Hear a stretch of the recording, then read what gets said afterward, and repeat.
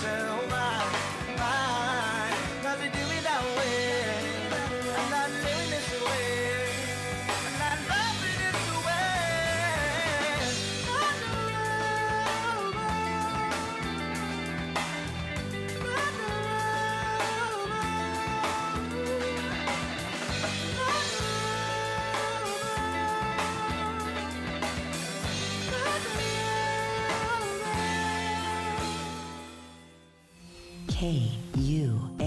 KUAM-FM Hagåtña, Guam.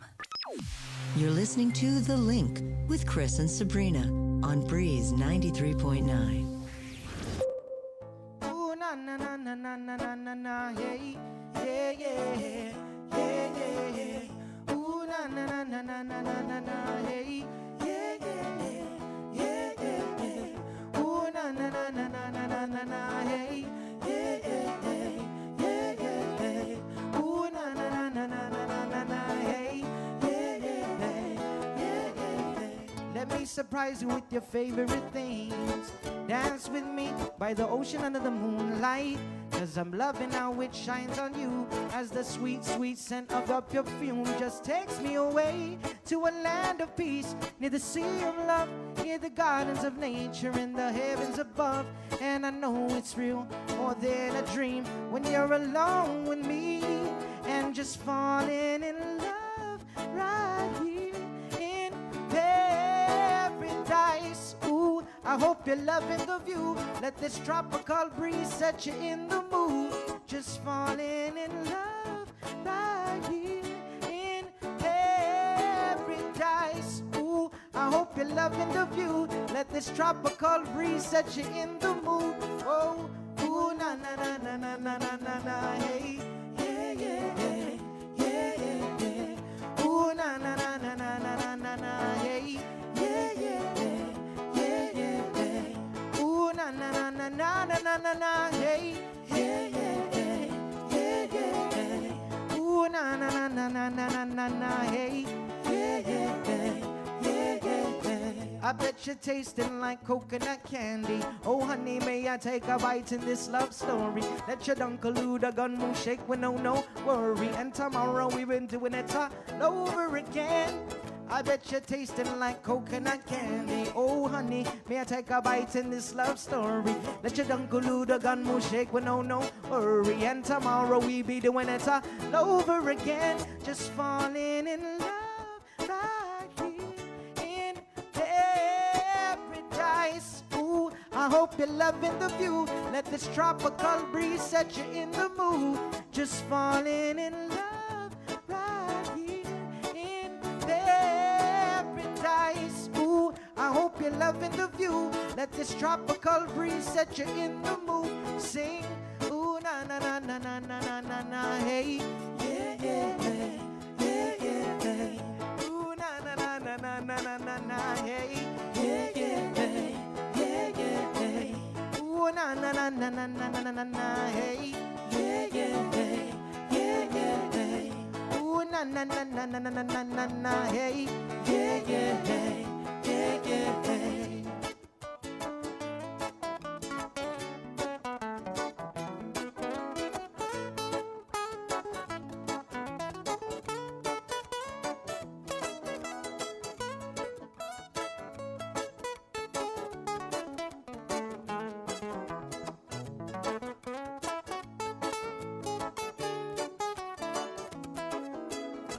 I bet you're tasting like coconut candy. Oh, honey, may I take a bite? This love story. Let your dunkaloo the gun move shake with no worry. And tomorrow we be doing it all over again. The Link, here on Breeze 93.9 FM. You need a minute, darling. I need a minute too. Cause I've been grinding gears through all these years in love with you. You needed something, darling. I needed something too. While you were searching around for the answer right in front of you, I said, the girl, you're running on your makeup. You got what you want and I was trapped in the middle. And in my mind, you know I won't make up a fumble with my lyrics like I'm stuck in a riddle. I said, girl, you're running all your makeup. You got what you want and I was trapped in the middle. And in my mind, you know I won't make up a fumble with my lyrics like I'm stuck in a riddle. Say, we're burning up with that island fever. We're burning up with that island fever. We're burning up with that island fever.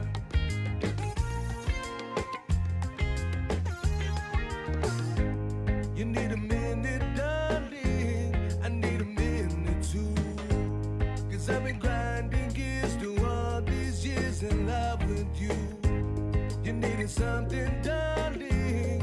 I needed something too.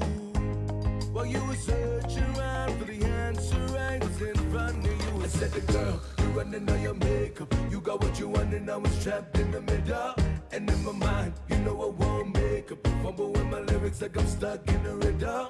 I said, girl, you're running all your makeup. You got what you want and I was trapped in the middle. And in my mind, you know I won't make up a fumble with my lyrics like I'm stuck in a riddle. Say, we're burning up with that island fever. We're burning up with that island fever. We're burning up with that island fever.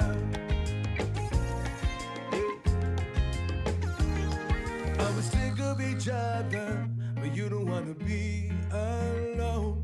And when we're under the covers, you don't wanna let it go. All energy is borrowed, and at the end of his life, we'll have to return it. So who are we to just burn it? All energy is borrowed.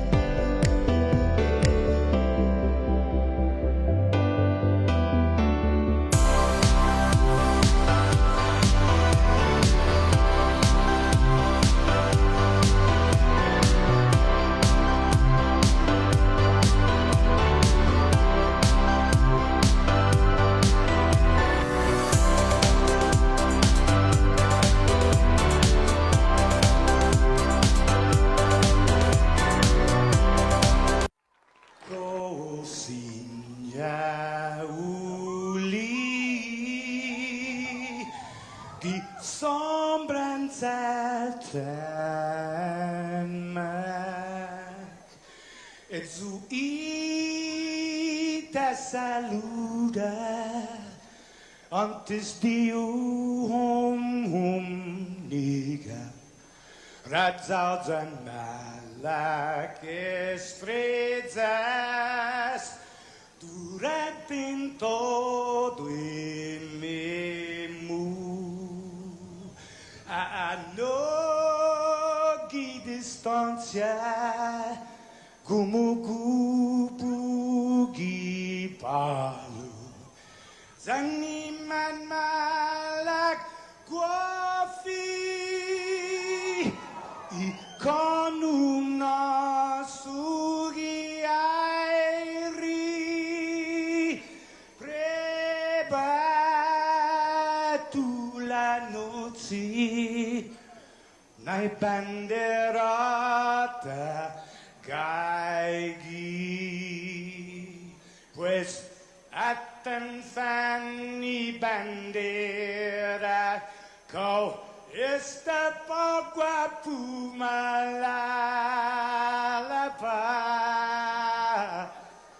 Giluk tanu man libri Tentamiti man ko badi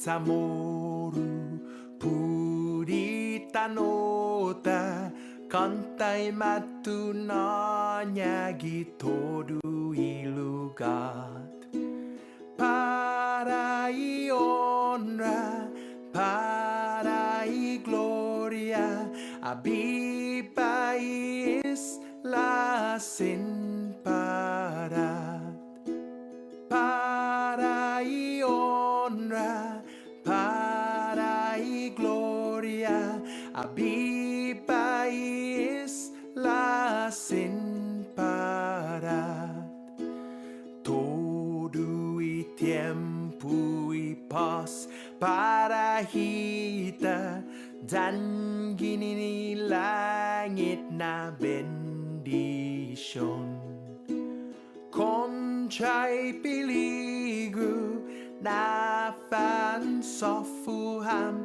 Zeus protegis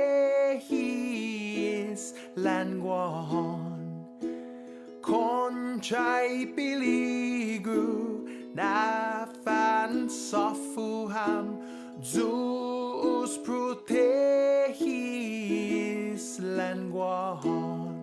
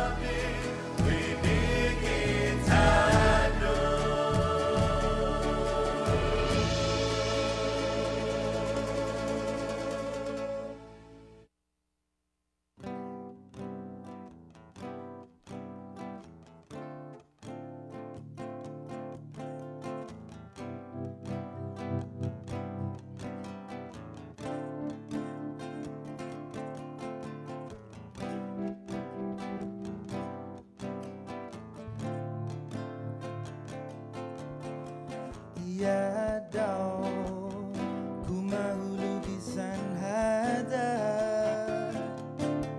Italuani Naina manina Tiada Pumunukisan kata Tahitanu Man matugi silensyo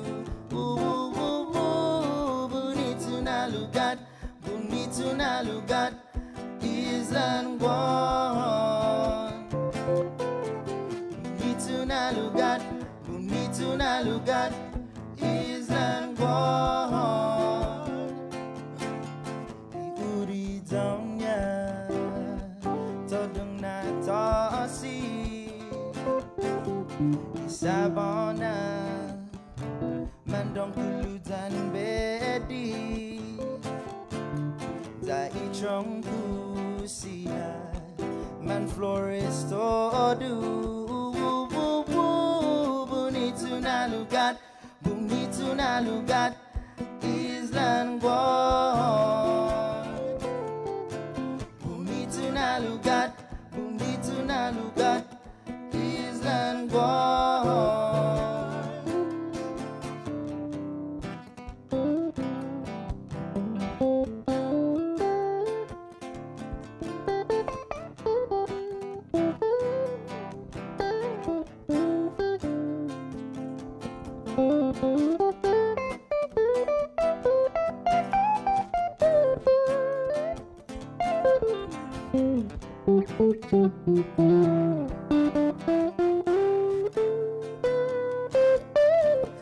Samzu todo Iman hoben night samoru Fanatu Data fan panidosu Da esti sweateta night todo Bonito na lugar Island Guam Bonito na lugar Island Guam Bonito na lugar Island Guam Island Guam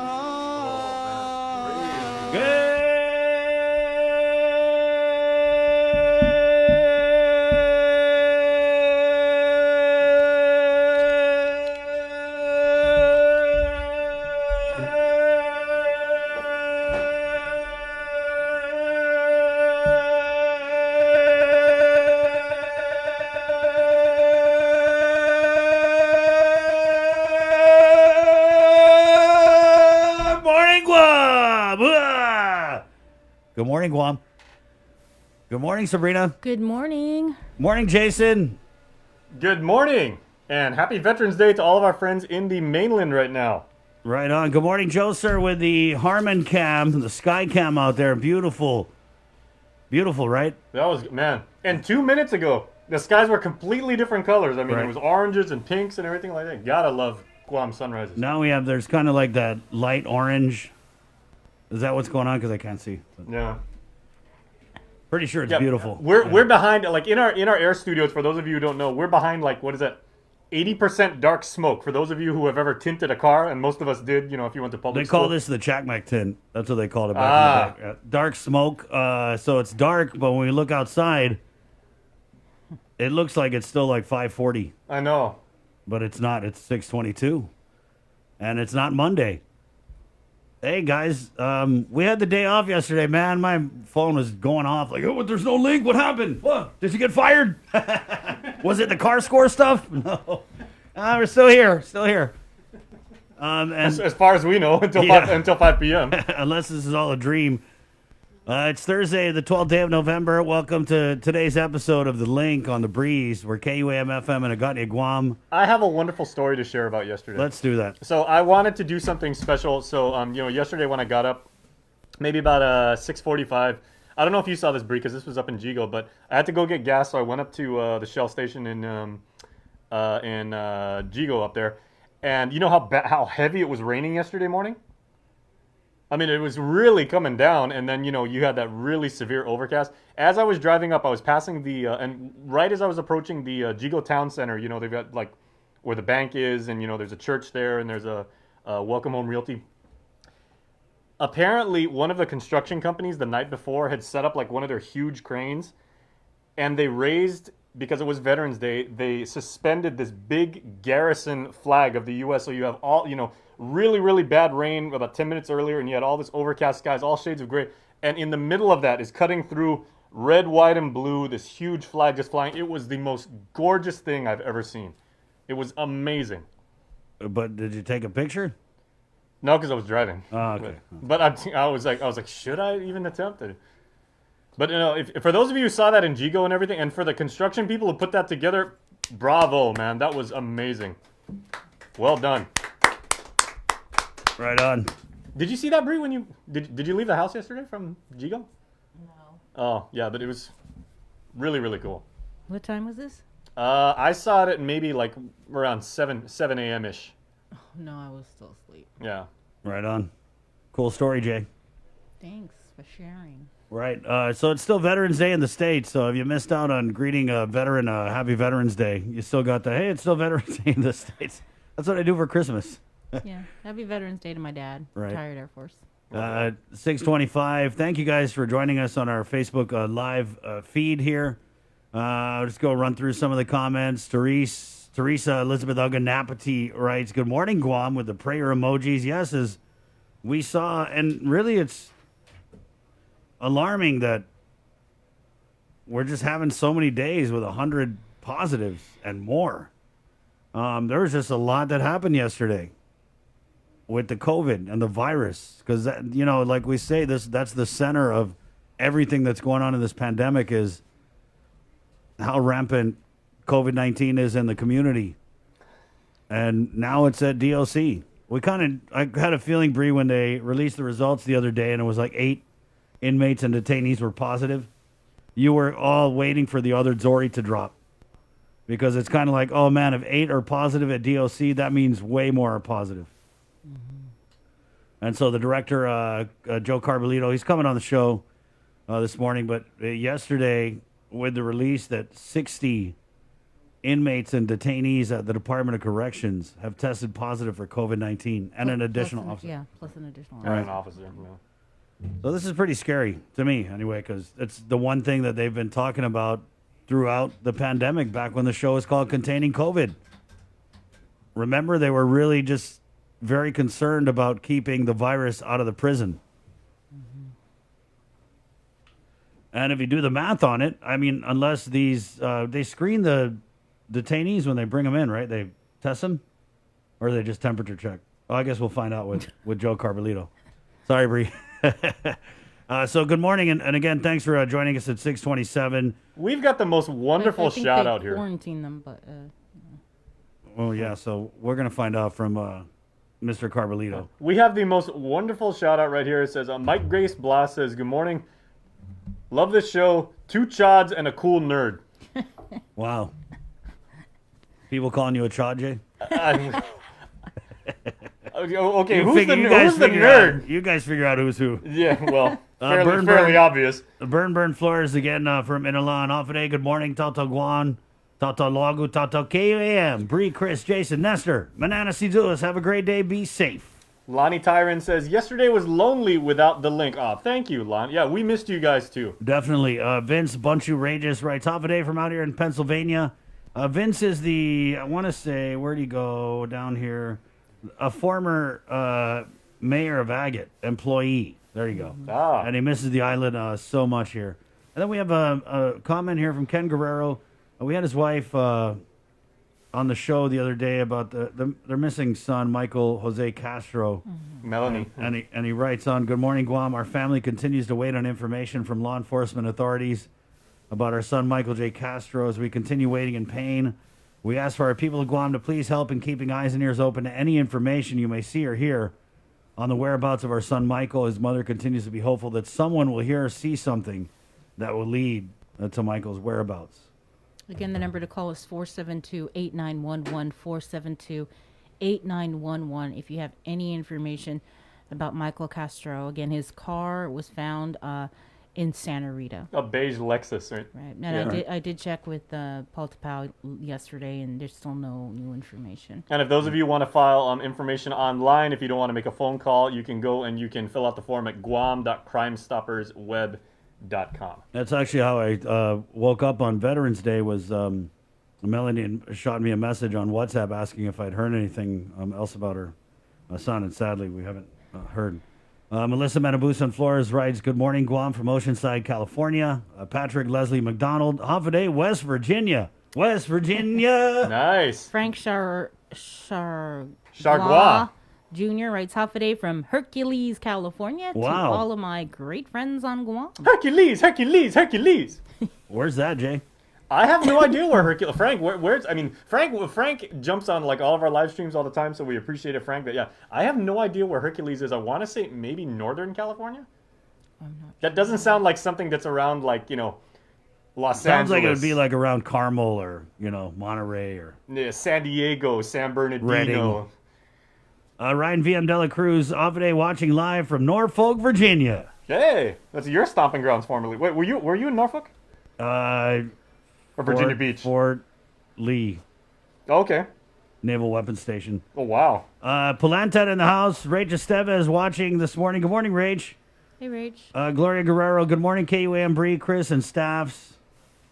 Jenny Pennington. Good morning, KUAM casters from Surprise, Arizona. Did you read Rachel Flores writes, drive safe, y'all. Sa Palaxi Italan. Palaxi to the maxi. Did you read our friend Rachel Estevez' comment? Yes. Yeah, super funny, super talented. Oh, we got a lot of thumbs up from Debbie Davis. I just saw the emoji went up. Hi, Debbie. Nice. And you know what? And happy Veterans Day. If you guys don't follow Debbie on Facebook, send her a friend request. She has this beautiful tribute to her husband, who is a retired serviceman. Nice. Gloria Guerrero writes, watching from Barragata. What do we got here? Yeah, Debbie Davis, of course, Mama Bear. Good morning, Team KUAM and all on Guam. Stay safe and well, my friends. Continued prayers, love. Hashtag Mama Bear.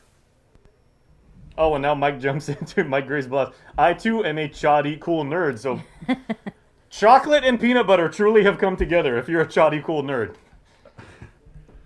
What do we got? Welcome to the club. Rachel Estevez comments, make Jotnia rule again. Very clever. And thank you guys for jumping on our KWAM News Facebook feed here. Vince Bora writes, good morning, Guam. Good morning, Vince. Hey, Vince. Teresa Elizabeth Uganapati praying for Michael to be found and also for the families of Michael.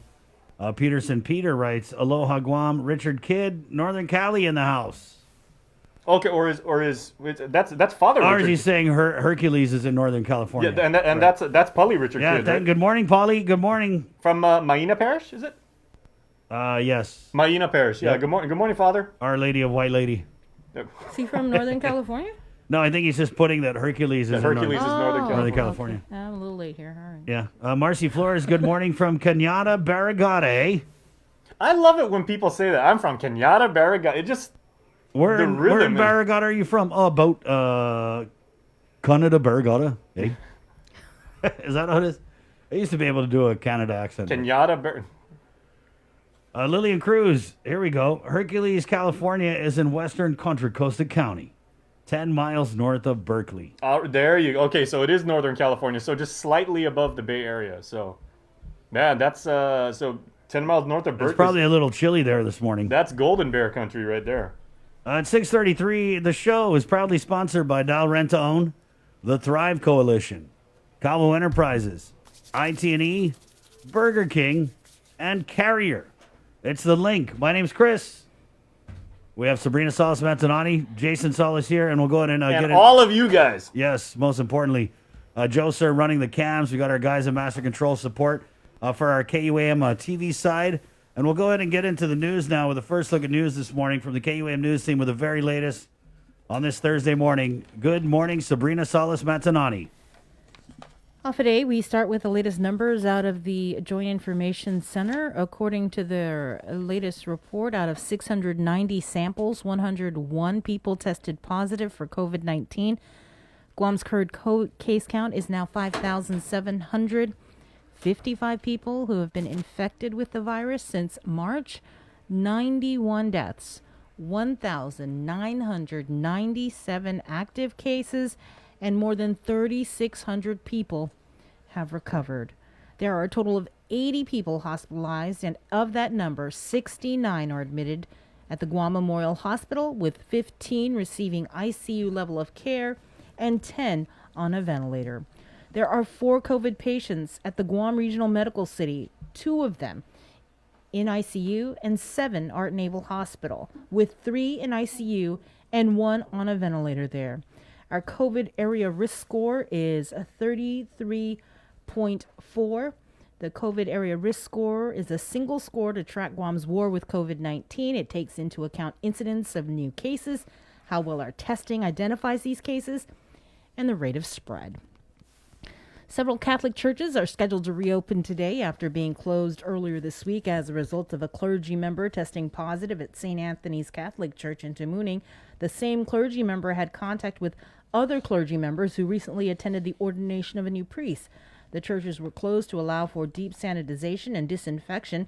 They were Our Lady of Purification in Maina, Assumption of Our Lady in Pidi, Our Lady of Guadalupe in Santa Rita, Immaculate Heart of Mary in Totu, and Our Lady of Lourdes in Jigo. For the schedule of reopenings and adjusted schedules, go to our website. And with more news, here is Peter Santos.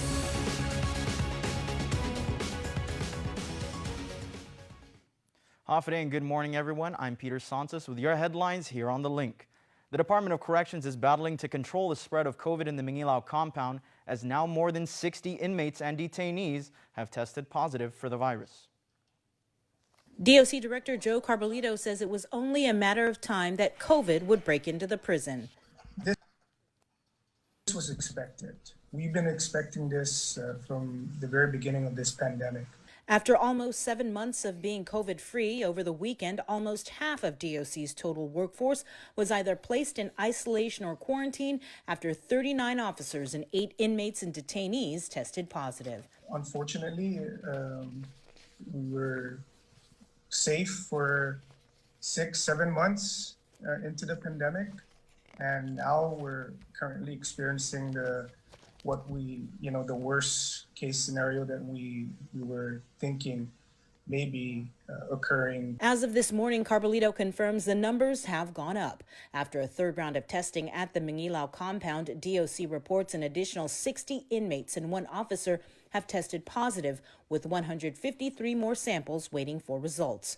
Over the weekend, DOC stood up an isolation facility, but with a capacity of only 40 beds. We're looking at even adding to our isolation facility just in case we need more space. According to Carbolito, they are identifying more areas within the main facility that can be used for isolation and quarantine if needed, but says most of the new positives are from the same post. He says they're keeping most of them in the same bubble since most, if not all, are asymptomatic. Carbolito adds they are separating positives into one wing of that same poster facility. Public Health and CDC are currently evaluating DOC's arrangements to ensure they're doing everything according to CDC guidelines. The director also confirms they are receiving assistance from Homeland Security and Public Works to provide medical tents and containers for any overflow. Everyone is concerned, and I understand the concerns, but I rest assured we're doing everything that we can to protect our population, and we're going to continue to fight this battle with this COVID and try to protect our population as the best that we can, the best way we know we can. Testing continues on Thursday at the Hagåtña Detention Facility. Reporting for Guam's News Network, I'm Sabrina Salas, Matanani. Public Health this week is reviewing the public testimony that was received during public hearings on their draft enforcement rules and regulations.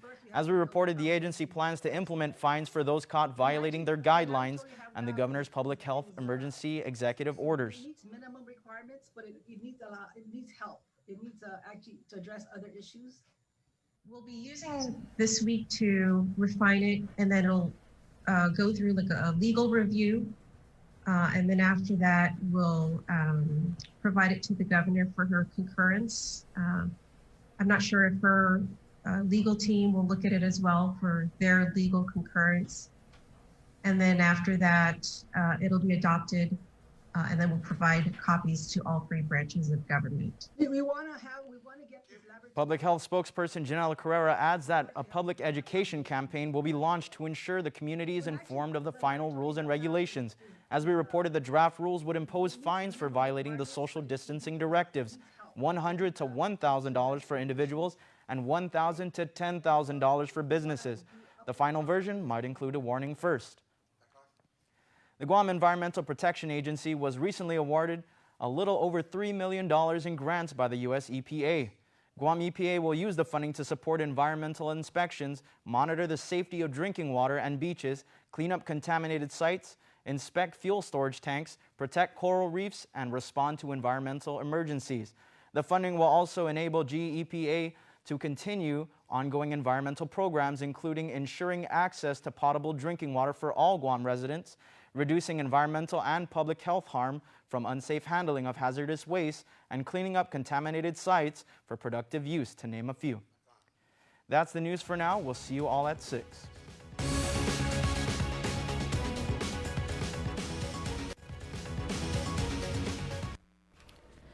In Decision 2020 news, Will Castro has pledged his support to Congressman Robert Underwood, according to a post on Facebook on Underwood and Castro's pages. The former congressman met recently at Castro's outside kitchen. Castro in his post wrote that they had a very meaningful conversation, quote, based on my personal relationship with him for over 2 decades, respect for his experience, and the high regard we had for each other during the campaign. I gave him my vote this runoff election. I am certain he will represent us well in the next congressional term in Washington, D.C. Former Congressman Underwood posted on his Facebook page that Castro is clearly passionate about stronger regional partnerships and the need to explore unique ways to be of greater service to Guam veterans. I'm committed to seeing these initiatives implemented if elected. In a statement issued by Congressman Michael San Nicolas, he wrote, "We thank Senator Castro for his service and trust he has reasons for his decision. We encourage all of the people of Guam to vote and to vote safely." Meanwhile, last night, the Democratic Party of Guam issued a release announcing that it unanimously adopted a motion encouraging the public to vote for the congressional candidate who can best represent Guam in Congress, and that party members are free to openly endorse the candidate of their choice. Party Chair Sarah Thomas Nedadog stating, quote, Democrats recognize that both congressional candidates running under the Democratic Party's banner will represent another election victory for not only Guam's Democrats, but Democrats throughout our nation, as we've seen with the recent U.S. elections. Indeed, there are stark differences between these two congressional candidates, so we are encouraging the Guam voters to vote for a congressional candidate who can best represent Guam in Congress. The runoff election is scheduled for November 17th. President-elect Joe Biden is spending the day at his workspace in Wilmington, Delaware, meeting with advisors working on the presidential transition. But the Biden camp is having to work on the transition alone because President Trump is not yet accepting the results of last week's election. Skylar Henry reports. President Trump commemorated Veterans Day, laying a wreath at the tomb of the unknown soldier. While President-elect Joe Biden took time out from working on the transition to attend a ceremony in Philadelphia. In their memory and all those others who did not come home. President Trump is still not recognizing Mr. Biden as the president-elect. The Trump campaign has filed a new lawsuit in Michigan with 234 pages of affidavits claiming voting irregularities. And Georgia's Secretary of State announced a full-hand recount of every vote to ensure the validity of the results. This will help build confidence. It will be an audit, a recount, and a recanvass all at once. President Trump's refusal to accept the outcome of the election means President-elect Joe Biden is not receiving daily intelligence briefings incoming presidents typically receive. Access to classified information is useful, but I'm not in a position to make any decisions on those issues anyway. There's one, as I said, one president at a time. Mr. Biden received calls from world leaders Tuesday, including British Prime Minister Boris Johnson, German Chancellor Angela Merkel, and French President Emmanuel Macron. Ready to congratulate you. However, CBS News has confirmed the State Department is not assisting with those calls. And Secretary of State Mike Pompeo suggested Tuesday there may not be a Biden administration. There will be a smooth transition to a second Trump administration. President-elect Biden said Republicans will eventually accept his presidency. Skylar Henry, CBS News, the White House.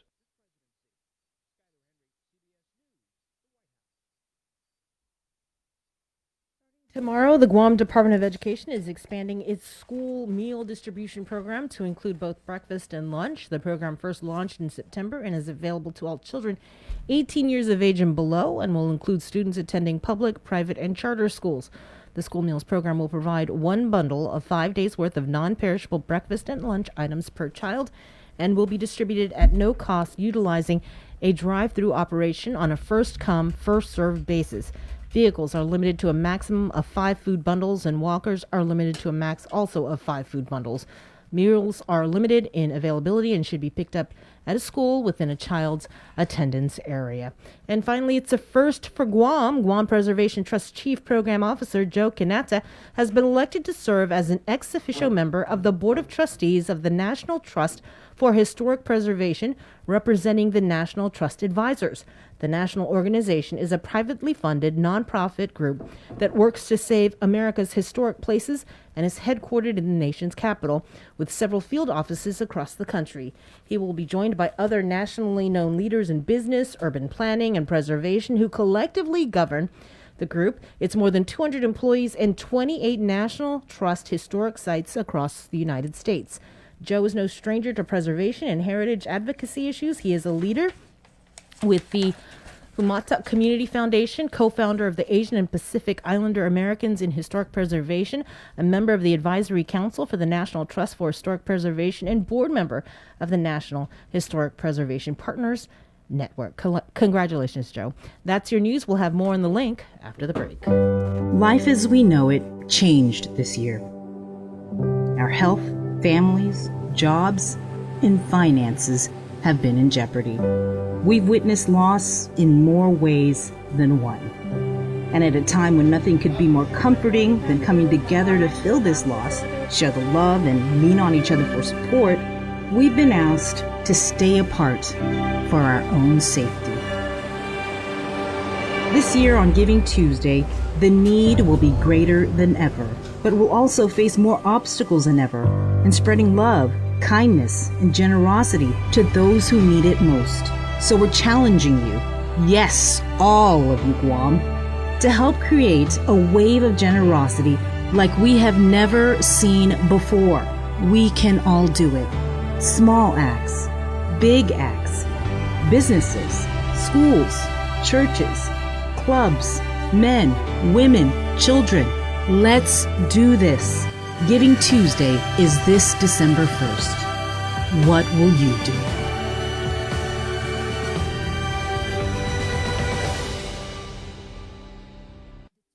We are in the worst economic crisis of our lives. We're in the worst healthcare crisis in 100 years. I've outlined a plan that takes full advantage of the military buildup to make it a local buildup, utilizing our local workers and companies. I've presented a viable plan to create a special immigration zone with the CNMI. It will increase visitor numbers and increase federal support of our crippled tourism industry. I will immediately diversify the economy, utilizing technology and research in areas like aquaculture, information technology, and the establishment of mega data centers in Guam. But first, we must get people back to work and more federal pandemic relief funding. We don't need more exaggerated promises from the incumbent. We need honesty and integrity in our delegate's office. I am Robert Underwood, and I humbly ask you for your vote. And I approve this message. Si Diyos maasi, maraming salamat po.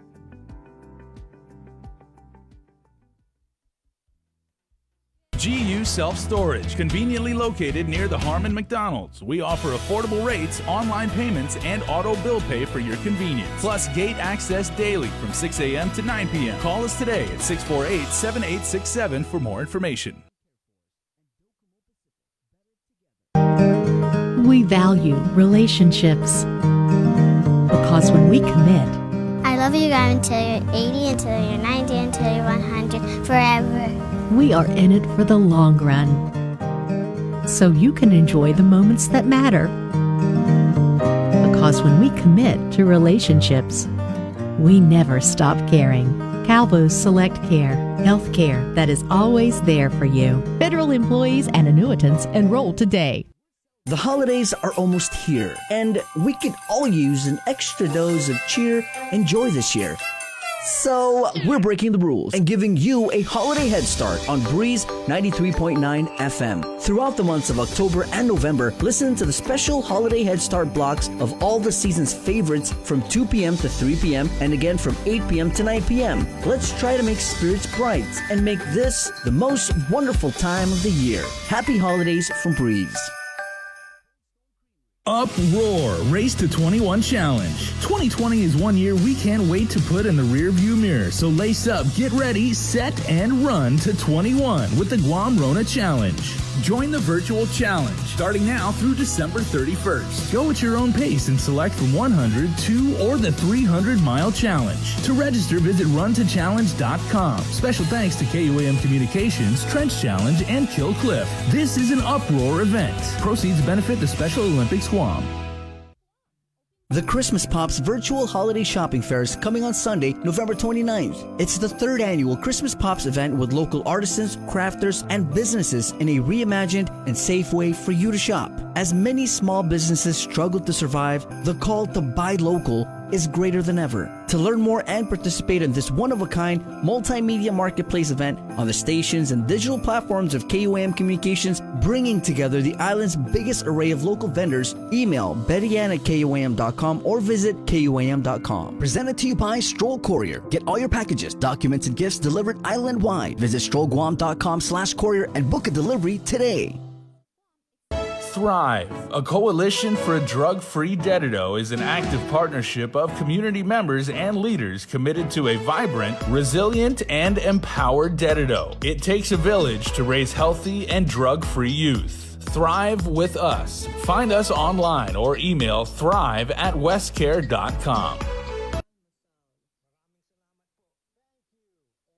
You're watching The Link with Chris and Sabrina on TV 11, but don't leave yet because we're coming up next on CBS This Morning. We got your 6 at 6 a.m. with The Link on Breeze 93.9 FM. Bree and I connect you with all the latest news and information you need to know to start your day. Then check back with Guam's news leader at 6 p.m. for the day's top headlines with KUAM News Primetime. From 6 a.m. to 6 p.m. and everything else in between with KUAM Digital, we got your 6.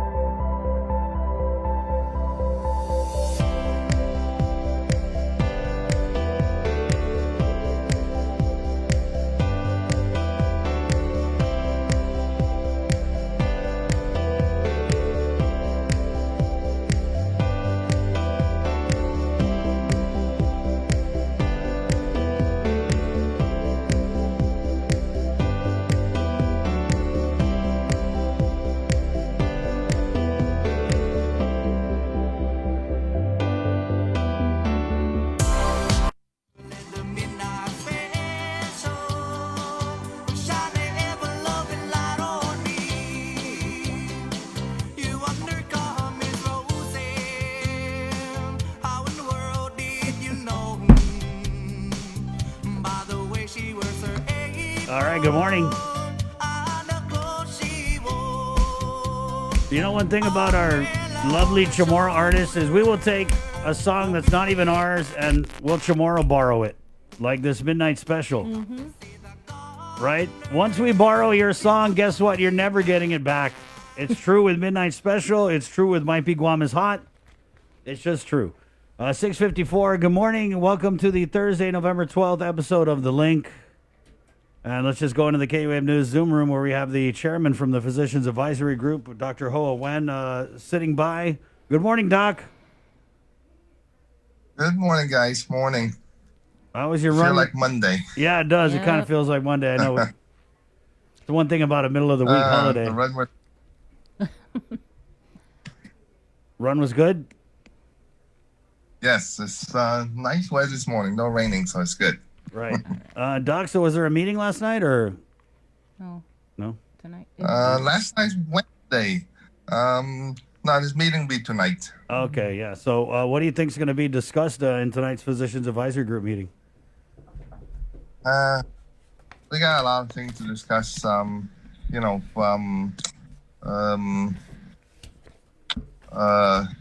got to discuss about testing. Discuss about the quarantine facility, the isolation facility.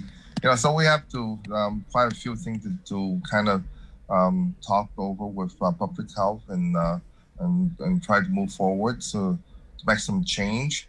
But there's going to be some good discussion. They are, they're changing. The biggest change we see, and it's wonderful, is that there's a phone number now that you guys don't know for the isolation factor from 8 p.m. to 8 a.m. And I tried to call the other day, actually it worked. The people answer that. And so it will facilitate the patient that turn positive for COVID to have better access to the isolation facility to try to get away from their family, to protect them. Also, hopefully, we're going to insert some education material there and for the for an ISO factor, so that way they can learn more about how to deal with the COVID-19 for the next 10 days so they go home.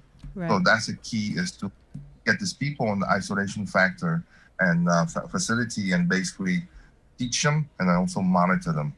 So it's very good. You try to call and I call just to see if it's working. It's working. So I'm very happy with that. Yeah, we actually put that number out, I think Tuesday or whenever it came out. Yeah. But anything else? What about with quarantine? Are there going to be any changes or? We have some new testing ability to test a lot faster now than before. So, we're gonna try to talk about testing arrival and at the airport. We're gonna explore things to improve the process for return resident. The key here, try to get them home a bit earlier. But in a safe way, we have to either require the test before pre-arrival or test at the airport. I said the testing platform changed a whole lot. So we're gonna try to use that for our advantage. So again, it's just all discussion now, and we try to put that in motion once everyone has their own, say on it. So just So just so I'm clear, you guys may be talking about tonight the possibility of early testing before you arrive and testing at the airport, and if you're negative, you would be able to home quarantine. Sabrina, have to be discussed by all the PAC and public health. So I wouldn't say that yet, but we're going to explore several options to see if to move forward, because like I say, it's all depend on the testing platform, right? This thing change weekly or monthly as new things come out. Things that we used to wait, a day or 2 or 3, 4 days, now it can be 15, 20 minutes. So platform change and our thinking will change. So we have to explore those change for our advantage. So, but that's an option that you guys plan to bring to the table tonight, at Yes, least to discuss. Okay. Right on. Doc, are you guys Yeah, go ahead. We have 15, 20 physicians along public health. people there. So we're gonna try discussing. So like I said, we update you as we have a consensus of everybody. So okay, so but we will move. Right, but that's just for returning Guam residents. Yes. Doc, are you guys, so the outbreak of the Department of Corrections, they had 60 positive inmates and detainees, and an additional officer tested positive for coronavirus yesterday. When we talked to Director Carbolito the other day, he had said that the isolation area at the prison can only accommodate 40 people. So are you guys aware of any discussions to either release maybe nonviolent offenders to home, whatever? I don't know. I mean, is there any talk about, do we have enough space to isolate all these positive cases at the prison? Or are we going to have to look at other options? Well, I talked to Jerry yesterday.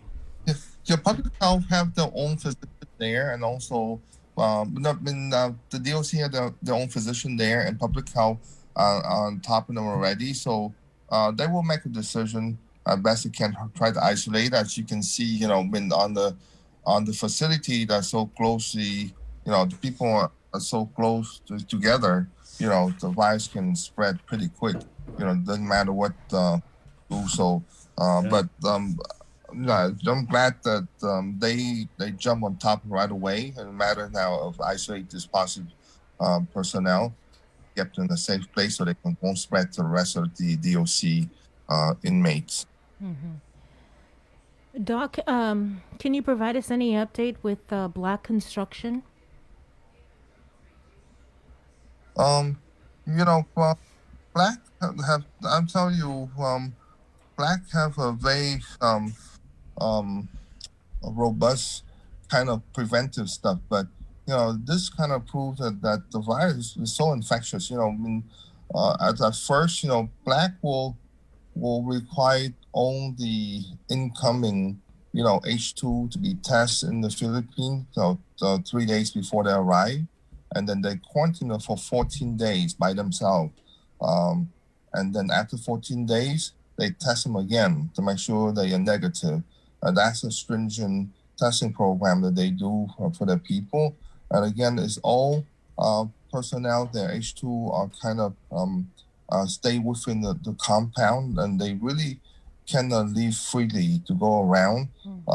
So once, let's say that the index person is a local person, local worker that live in the community, and I guess at the workplace somehow they spread to one of the H2, the worker that live in the compound. But so far, again, the latest number I have is 556, 312 positive, but they all are now isolated in the isolation facility that they created because they're local compound, and also the close contact is under quarantine at a different facility, and then the rest are negative non-close contact would be at the third facility. So they kind of separate them all three, and so far during the week, the past 2 days, we've been monitored. There's no other sick visit from the negative PCR test on the non-close contact. So I'm sorry, Doc, I couldn't hear you. What was the number you said of positives? So 556, 312 positive. 312 positive. Okay. Yeah. So it's still the same, I want to say. That's crazy, Doc. Yeah. Any of them hospitalized? Only one, but he's more stable now than before. So only one out that home batch is in the hospital. Have you heard whether or not any other construction companies had any positive cases? Public health working with some large company that have H2 worker and try to take extra step in order to prevent the similar situation. So I know they contact the major company already that have more than 500 H2. Then there's several that have that. So they are taking steps to try to prevent that. What about Regeneron? Have you heard anything new with Regeneron? Regeneron is IV infusion to be given to COVID positive, especially the high comorbidity patient ahead of time, and it can be given as an outpatient. So we just discussed it, and also we try to figure out, can we do that at the clinic level, at certain clinic, so those things, it's not here yet, but, once was here and hopefully we'll have it soon, is that, it can be given as an outpatient, hopefully, again, the term COVID clinic are coming up. The question is where we're going to put it, so a lot of detail will be discussed. I think with public health, with the surgeon cell and the hospital, to see what is the best site to administer this IV infusion. But yeah, so we're gonna give it. CMS put out an article this morning regarding that. So hopefully we have it soon. You will hear probably the next 2 to 3 weeks if we receive it, and site have to stand up somewhere. So that's the plan, that we want to open up the COVID clinic to do the Regeneron IV infusion. Right. Yeah. Okay. Doc, what's up with all these positives lately? Which is like 100, 180, 122, so whatever. Jesus. I mean, the positive case are up high, but if you, we're going to try to break it down so public will know more about it. I think most of them is in clusters, just like DOC, just like Black. So, there's they still have in the community, but those numbers does not reflect, the severity that you can think. If those numbers are truly in the community, then you're in trouble. But I think the majority of this number is in a cluster that somewhat in the compound, just like DOC and Black. So it's not, the risk of spreading out to the community is very, very low, but those people are not going anywhere. Yeah, but while we're testing these clusters, doesn't that mean the public health resources are concentrated on that, and that means that we're not testing in the community, or are they able to do both now? Public health have increased the capacity for testing, so they can test 600-700 a day now. So the ability to test increase a whole bunch.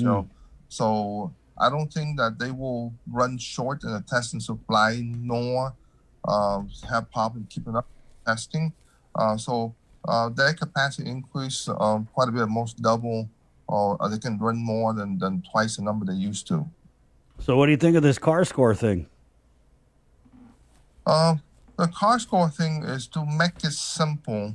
And Dr. Cabrera probably give a better description than I can. He's coming on after you. To kind of give a simple number, so our people in Guam can, based on that, to kind of shoot for the governor to kind of release more restriction and release them. So we all have to kind of work toward that low CAR-SCORE of 5 or less, from going to the holiday. Like I say, we have Thanksgiving, you have Christmas, so we like to kind of put a target there and shoot for it. So that way, we can have, a not normal, but somewhat less restriction toward the holiday. Again, that CAR-SCORE for our people of Guam to shoot for, to try to abide by the social distance and the face mask and the hand washing, try to decrease the number in community. So again, the high number the past few days, if they really break it down, much better. You see that most of them is in the cluster. So we still have to do our own stuff on that. So we need the help for everyone in Guam. if people don't gather so much, I know our culture, but it will help to go toward the Thanksgiving and the Christmas. As far as just like, for example, for my clinic, for my practice, 3 locations, we used to get together with Thanksgiving for everyone at lunchtime. But this year we're doing something different. So we basically order a box for Thanksgiving, we pass it out. So to different locations rather than we gather together in one place. So Thanksgiving is in 2 weeks, Doc. Thanksgiving in 2 weeks, right? Yeah. Yeah. So do you think we could get our car score down to, is it 5 or 2.5 that we're... It's not, we can get down to 5 or below. Less than 2.5 is our goal. But for right now, because our car score is so high, shoot for 5. And I think we can do it. We just need everyone in the community to do that. So try not to get together for family so much. And we'd be okay. So again, we just ask everyone for their help. But that car score, I hope Dr. Pereira is on already. He can explain He's that coming a lot on, better. yeah. It's pretty, yeah. I mean, you're saying it's simple, but it seems It's interesting. complicated. Yeah. Some number you can shoot. Is it simple or is it complicated, Doc? All I know is since they came out with it, it keeps going up. That's all I know. It was like 9.8, and then it was 20. We're at like 33 something. Now it's like 33.8, and Again, that's the cluster, and if you fully understand that the number go up, reflect the cluster and not reflect the community spread. So I think it's interesting just to remove the cluster out once they sort out the number and recalculate the car score to truly see what the community car score is all about. So that is a screw one, just because it's the cluster and the DOC and with construction company. So, but hopefully we get there, guys. It's not that hard to get there if we want help. always the optimist, Doc. That's what I love about you. Always the optimist. Are you concerned at all? 20 in the ICU, Doc. That's a big concern. I tell you, we can have a number down to 70 now, but there's a lot of ICU and a lot of people on the vent, and that's where our chance to lose our people is people in ICU and the vent. So I keep my finger crossed and pray that those people get off the ICU, get off the vent, but we will have a few more deaths before it's over with this episode. So. Yeah, our hospitalization now down to 70, so thank God it's like that. So it's hopefully moving the right direction. Mm-hmm. Doc, this car score, is this something that the physicians advisory group said, hey, we got to do this? This is a great idea. People are gonna really understand this. What we have was come up with some different things than to get the restriction to be released, right? So, and we usually base on 4 different guidelines. So we try to come up with one that make it easier. It's not easier for people to see, but it's kind of need little calculation in order to get there. So I think from my understanding, it's based on the number of positive per 100,000, the number of positivity rate, and also I think how to measure the spread in community. And those 3 factors come into one number, and that's what Dr. Pereira was come up with. So again, I hope you come up and explain that more than just my simple term explanation. So he's got charts and everything, Doc. He's got a whole bunch of charts. Dr. Cabrera and the charts. He liked this stuff. He went to where'd he go, Jay? He went to Yale. Yale, there you go. They Go teach you that. At Yale. Bulldogs! Well, he's coming on, Doc. Yeah. So. It makes you pay attention, Doc. Okay, so next time we ask you about it, you'll be like, "Oh yeah, car score. It's easy. It's the daily new case rate per 1,000, check mark test positivity rate times the effective retransmission value." Duh. Yeah, those are 3 factors. And hospitalization, I think, decreased by 25%. That's one of the goal.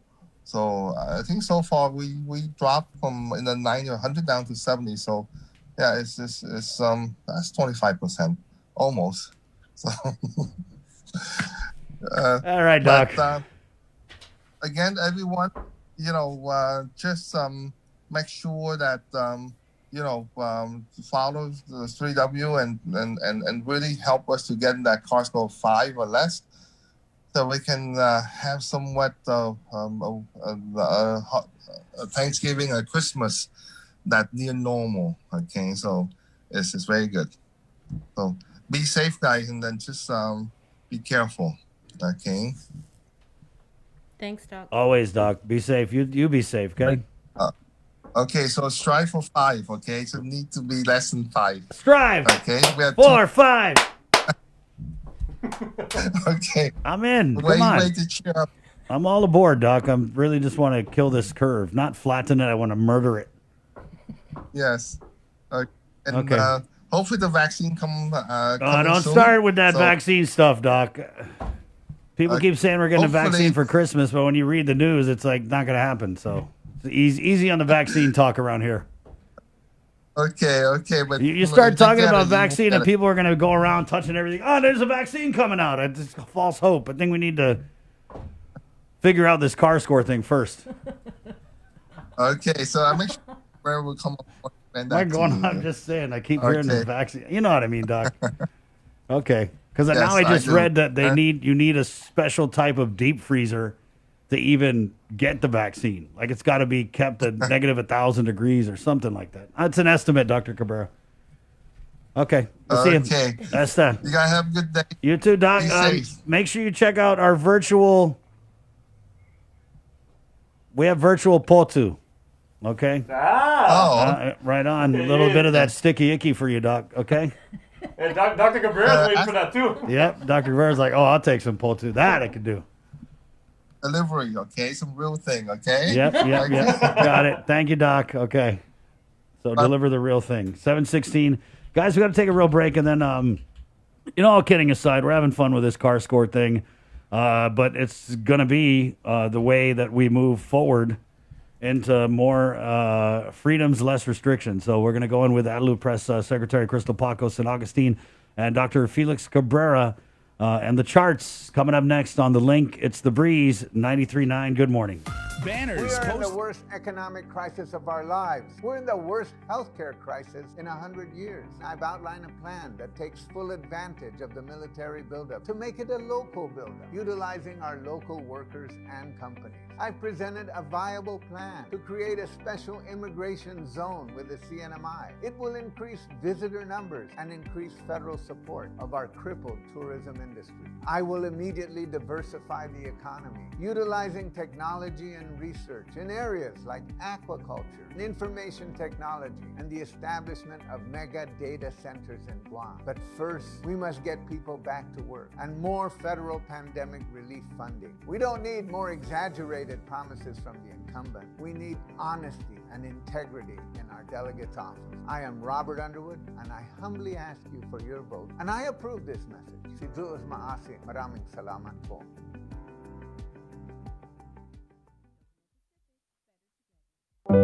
Life as we know it changed this year. Our health, families, jobs, and finances have been in jeopardy. We've witnessed loss in more ways than one. And at a time when nothing could be more comforting than coming together to fill this loss, share the love, and lean on each other for support, we've been asked to stay apart for our own safety. This year on Giving Tuesday, the need will be greater than ever, but we'll also face more obstacles than ever in spreading love, kindness, and generosity to those who need it most. So we're challenging you, yes, all of you Guam, to help create a wave of generosity like we have never seen before. We can all do it. Small acts, big acts, businesses, schools, churches, clubs, men, women, children. Let's do this. Giving Tuesday is this December 1st. What will you do?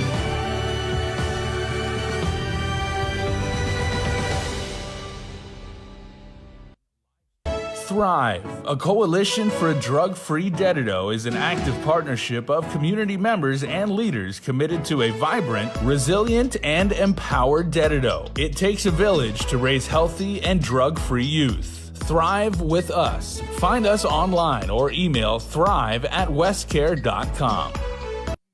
The Christmas Pops virtual holiday shopping fair is coming on Sunday, November 29th. It's the 3rd annual Christmas Pops event with local artisans, crafters, and businesses in a reimagined and safe way for you to shop. As many small businesses struggle to survive, the call to buy local is greater than ever. To learn more and participate in this one-of-a-kind multimedia marketplace event on the stations and digital platforms of KUAM Communications, bringing together the island's biggest array of local vendors, email bettyann@kuam.com or visit kuam.com. Presented to you by Stroll Courier. Get all your packages, documents, and gifts delivered island-wide. Visit strollguam.com/courier and book a delivery today.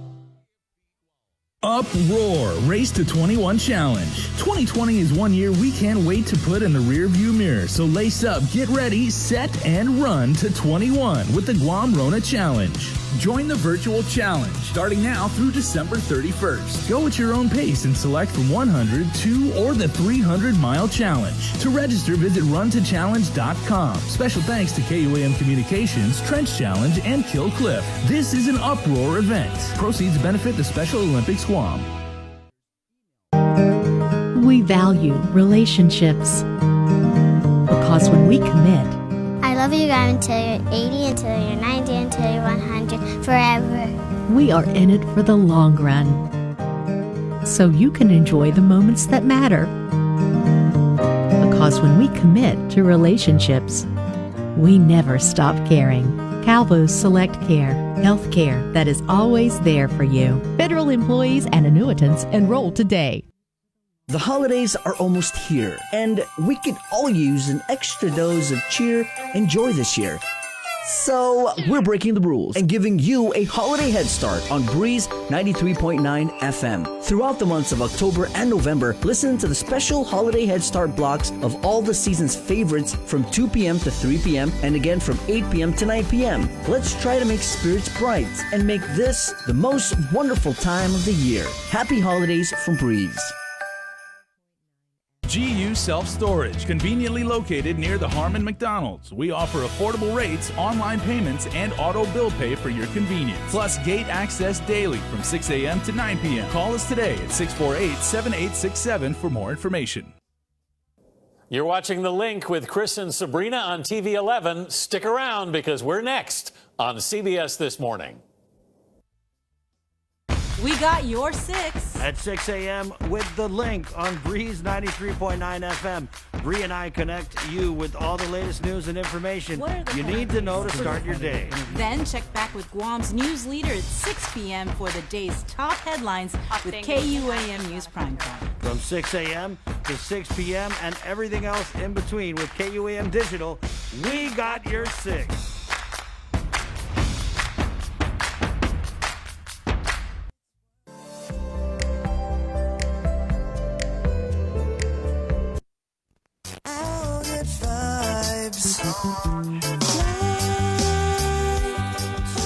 Hey, good morning, 722. It's Thursday, November 12th. Let's move along to the KUAM News Zoom room where she came for the virtual. My lady turned me on to poultice and butter, Lillian, so we do have the anchor butter there.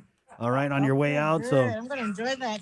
Let's that make virtual poultice. Right, let's make this quick then and get you to that poultice. Just with our census, COVID census, Guam Memorial Hospital, Lillian Posadas Hospital Administrator. Good morning. Good morning. We have 72 individuals in the house with COVID condition. Of the 72, 15 of them are at the ICU level of care. And of the 15, 10 of them are on the ventilator support, and 10 are at the SIF as of this morning. We didn't have any death over during the night, so praise God that we don't have that, and hopefully no further. What about staff infection? Staff infection? What was that? Have you had any more staff infected with the virus since the last time we spoke? No, we haven't. We have, knock on wood, we haven't had any. Most of the ones that were out on isolation have been cleared. So I haven't received any notice. Are there any inmates or detainees hospitalized at GMH that you know of, Lillian? Not yet. We haven't. We have an on-site clinic there. Right. We have staff Right. who are monitoring these inmates. I think twice daily, monitoring their oxygen level, their vital signs, and so, hopefully that we can keep them at that point and not needing to be hospitalized. Are you going to have to stand up another CARES unit if inmates and detainees are brought over to GMH? Or We have CARE 6 right now. With the staffing situation, we've got a capacity of 10, but we do have additional beds on that floor that, we can open up if we need to. And we're just going to have to, get more staffing, or just the staff are going to work more extra hours. But yeah, we're concerned about that. And even the Black construction workers, we're concerned that they may need to come into the hospital. Yes. What about any new staff from off island? Any nurses, doctors, respiratory therapists that have flown in the last couple of days? Not respiratory therapists, but we do have 2 medical physician intensivists that the DoD HHS sent over to help us out. Although limited time, they're here for just 2 weeks. And so, we continue to work with our HHS partners to bring in the medical intensivists that we really need help with. And as far as nurses, I believe there may have been 3 that came in over the weekend. So, Lillian, how are those blue med tents holding up in this rain? they're holding up because remember they're under that canopy Oh, yeah. in the emergency room. So yes, they are holding up. They're protected. Right on. Yes. Oh, okay. So with the medical Intensivists. intensivists. Intensivists, Why are they uh-huh. only here for 2 weeks? Because that's, these are physicians who work for private companies, private health facilities, and they sign up as volunteers with the HHS, DoD, EMAC system. And so they volunteered to come to Guam for 2 weeks. And that's the only time that they can, that they can provide to be deployed to help out. So, again, it's been really a struggle because, with all the cases that have surged in the United States. So all healthcare workers, professionals are being, tapped on throughout the U.S. Wow. Any other doctors, nurses from this EMAC program coming to Guam? We don't know yet, but our HHS federal partners continue to search for us to help us out. Any new information on Regeneron when it's coming to Guam? We're hearing that the Eli Lilly company and through HHS, Guam is on the list to receive an allocation, a shipment of about 50 doses, 50 vials of that. It's a hard name to pronounce. It's a Bamlanivimab. Oh, yeah, Bamlanivimab. The monoclonal antibodies that we're going to be getting. Yes, from Eli Lilly pharmaceutical company that manufactures it. So, yes, we're going to be getting a shipment of that antibody that then we can, use as a therapy, outpatient therapy. But we don't know when it's arriving, but we're hearing it's arriving soon. So At no cost? It's at no cost because HHS covers the cost. Oh, wow. That's But good. but that's not Regeneron. That's whatever you said it was. It's Bamlanivimab. Bamlani Is what? The name of that. Bamlanivimab. What was it again? Bamlanivimab. It's just wants B you as to in say it. boy, A-M, L-A, N as in Nancy, I, V as in baboon, I, M as in many, A, B is in boy, Bamlani Vimab. I think that says a lot about your personality, that your V is buffoon. Right? That's the name of the medication. The 50 doses, the 50 vials, does that equate to like 50 patients? Correct. Okay. That will receive it, yes. So we're getting the Hemilani Vinod, and HHS is going to pay for it. HHS covered the cost, yes. Okay. Anything else, Lillian, you want to tell us about that we didn't ask about?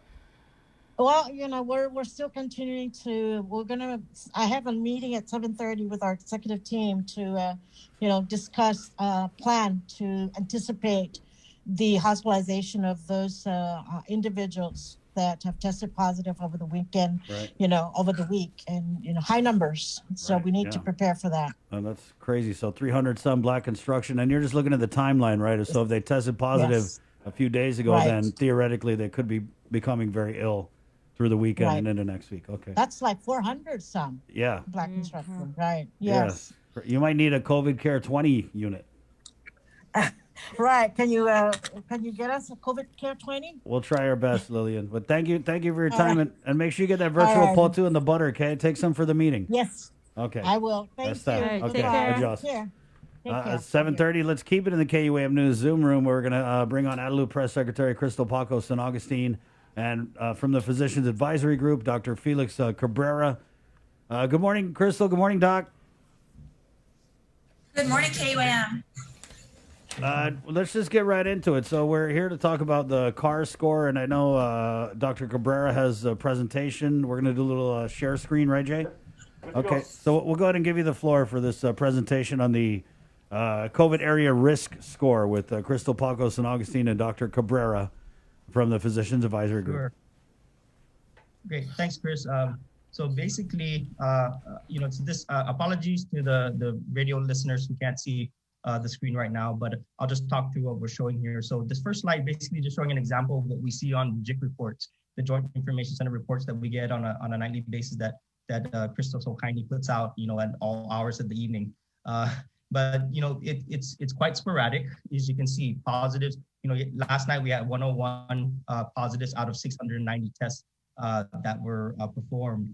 And then, but you look at the trends, how do you trend what, these numbers when you just look at the positives, 53, 9, 3, 119, 91, 101, 73, 36, 120, 240, 181, 101. So that's and then when the test number of them being anywhere from just 101 up to 1,364 in one day. So this can be quite tough for anyone to kind of track where are we, with our fight with COVID, because this is a long war with multiple battles here. And so we need to give the public a better opportunity to track how things are going. Obviously, things are not good right now with the increased positives that we have from these clusters. But overall, how can we better track? So the idea is to have one score to follow, basically. And we have all these numbers and all these stats that we talk about. But when you relate this to, let's say, basketball, right?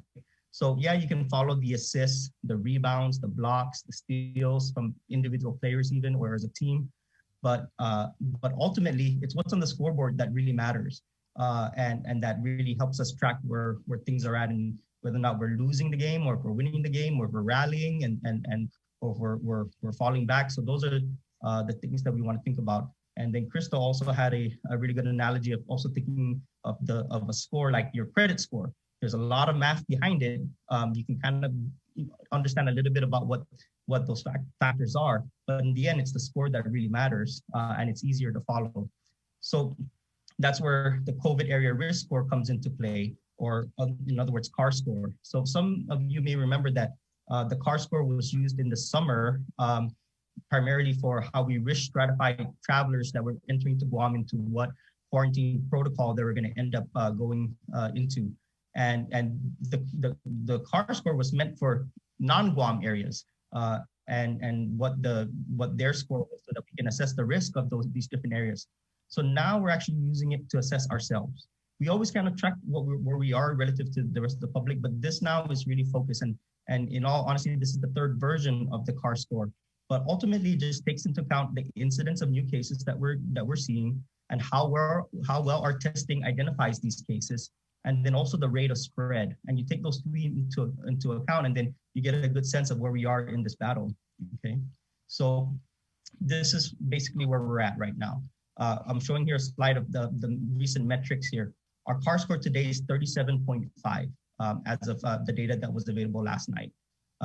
And so here I'm going to zoom in on this left graph here that's just specifically the CAR score. And if you look from the beginning of P41, on our first wave, we peaked up at 26.8 CAR score. Then we came down pretty quickly and we hovered around 5. And so 5 was where we were hovering. We never stayed below 5 consistently. And then the second wave happened, and then we peaked at 24.7. And then we quickly came down, and then obviously we spiked back up to 37.5 today. And then, sorry, I'm gonna take a break here because Felix Cabrera III is being a little wiggly. Yeah. And so I'm gonna pass him off to Mommy. Thank you. That's Felix Potu III, by the way. My, Cabrera is a common name in Saipan, so we, family clan names. So I'm actually Camillian Potu. So believe it or not, so Potu's on me today, and so literally. But anyway, going back into this, and so you can kind of see where we've been in the recent months and how this relates. But when you compare that to our for example, our on the bottom here, our daily new cases, the bottom left, you can see that the waveform matches in a similar fashion, right? And then if you look on the top right, the test positivity rate, the waveform matches in a similar fashion. But right now our test positivity rate is 17.8, and our new cases per day total is 121.7. These are 7-day rolling averages. And then this new value here, it's the effective retransmission value. And I'll just talk about this real briefly that, some of you may know the term R0. And R0, if you watched Contagion or if you've learned about what was, in terms of how infectious a disease might be, especially at the beginning of a pandemic, that's what the R0 is, R0. This here is when you follow it over time, the real time, so of the retransmission value of a pathogen here. And so the key thing here, bottom line is we want this to be below 1.0. When you say 1.0, what does that mean? So for every time a COVID patient, when somebody's identified as having COVID, and they on average will pass it off to one person, that's 1.0. If it's 2.5, that means they pass it on average off to 2.5 persons, and that's where the exponential spread goes from there. But if you have it below 1.0, that means the pandemic is slowing down. And that means that each person is passing it off to less people. And so we want it to be below 1.0 and stay below 1.0. But right now, unfortunately, it's 1.2 is what it is. So all these other numbers, in the end, they collide and we can follow them just simply as what the CAR score is, and it's 37.5. Now, let me briefly walk through the history here. Busy slide, but it's just mainly the visual of where the graph is going here. So this is the whole pandemic that we've had since the beginning of March here, and some indicators of when mitigation efforts were put in place.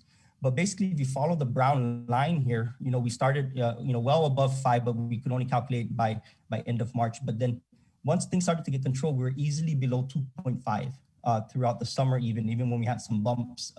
And then the hospitalizations in purple stayed also relatively low, which was, which we could definitely handle. But once the CAR score started rising up, so did the hospitalizations in a delayed fashion. We rose up again to above 25 on that first wave, but we got it down. The problem is that we got it down and we got it near 5, but it was not consistently below 5, which is this yellow line here. And so we're up and down, up and down. So the hospitalizations did follow in the sense that it did come down very nicely with that, but we needed to sustain have it below 5 to really suppress the virus. So that's where the 5 comes from. And so that's why we're starting out with a goal of getting below 5.0. Ultimately, yes, we want to get below 2.5 because we know that that's when we're truly suppressed. But first things first, let's get below 5. Let's do that. And so that we can, at least if we stay below 2.5, even better, right? But I think if we can prove to the governor that we can stay below 5.0 for, through the Thanksgiving weekend and probably for at least 2 weeks, then and do that in a responsible way, then we're proving to her that we're responsible and that we don't have to lock down further, and that we're taking individual responsibility to get the CAR score below 5.0. And we do that, and then she'd be more inclined to lift some of maybe the social gathering restrictions. And so that, it's a give and take here, right? And so, but we don't just get anything for free. We need to prove that we can do this and we can do it together. So one way of looking at this, so this is the Fortnite CAR scores. So those are not Fortnite the game, but Fortnite as in 2 weeks. And so if you look at the trend of where we were, before this this cluster outbreak with the construction and DOC, you can see that we were down to 9.2 in this case, and that was just from a little bit over a week ago, and then we quickly shot up here. But I'm gonna go back to this graph here and just look at this first wave when we were at like 27.5 CAR score. We got it down to 5 in 13 days. And that's when that was with the stay-at-home order. And so in 13 days, we went from 27.5 down to 5. And so that's important to know that we can do this in a fairly rapid fashion. And just like the United States Surgeon General, Jerome Adams, said to us that we really can do this. If we just commit for a minimum of 2 weeks, that we really can get this suppressed, even in the setting of this cluster. And again, it's not a pure cluster, and it's not like, we can't say with 100% that it's purely contained, as in that it doesn't affect the rest of the community is what I mean. But if it truly is in well contained, then that number, the CAR score, should drop very fast. So the last thing I'll just mention here is that, again, Guam's current COVID suppression goals, get our CAR score below 5.0 and keep it below 5.0 through Thanksgiving weekend, and a minimum of 2 weeks. Okay, that's our first goal. And then ultimately, yes, we want to keep it below 2.5, because that's when we know that there's at less than 2.5, there'll be barely any COVID patients in the hospital. And we really want to, preserve obviously our hospital beds, and obviously reduce the morbidity and mortality in our community. In other words, the illness and deaths related to COVID. And we really can see that once we're at this level here. So goals, we got goals. And we can do it. All right, I'll stop sharing screen and we can discuss further. Take any questions? I guess the first question I had was on the 1.2 number. Which one was that again? Mm-hmm. Is that pretty much contingent on how quickly public health can contact trace how many people each COVID positive person is spreading the virus to? And then how do we compensate for the lag? Because we keep hearing about a lag in the contact tracing. Mm-hmm. Yeah. So one thing to be clear is that our struggles were not unique in that aspect, in terms of lag in contact tracing and isolation and quarantine, and that the whole country is having a significant issue. In fact, we're probably doing it better than a lot of areas in the country, because it doesn't exist in some states. That's just the truth. And because it's so rampant. But nonetheless, yes, the better we do that, the better we get this under control, and that's part of it. But the effective retransmission value, or RT is the abbreviation that's used for it. It really is just looking at how many positives have we had over a 14-day span, and what's that trend. And that's how it's calculating the rate of spread by a simple formula that was developed by a professor in Japan. Who simplified this. That's why it's called an effective RT, not just the regular. The math of that is even more complex, believe it or not. Is the CAR score now one of the triggers in the whole P-core system to move from one P-core to another?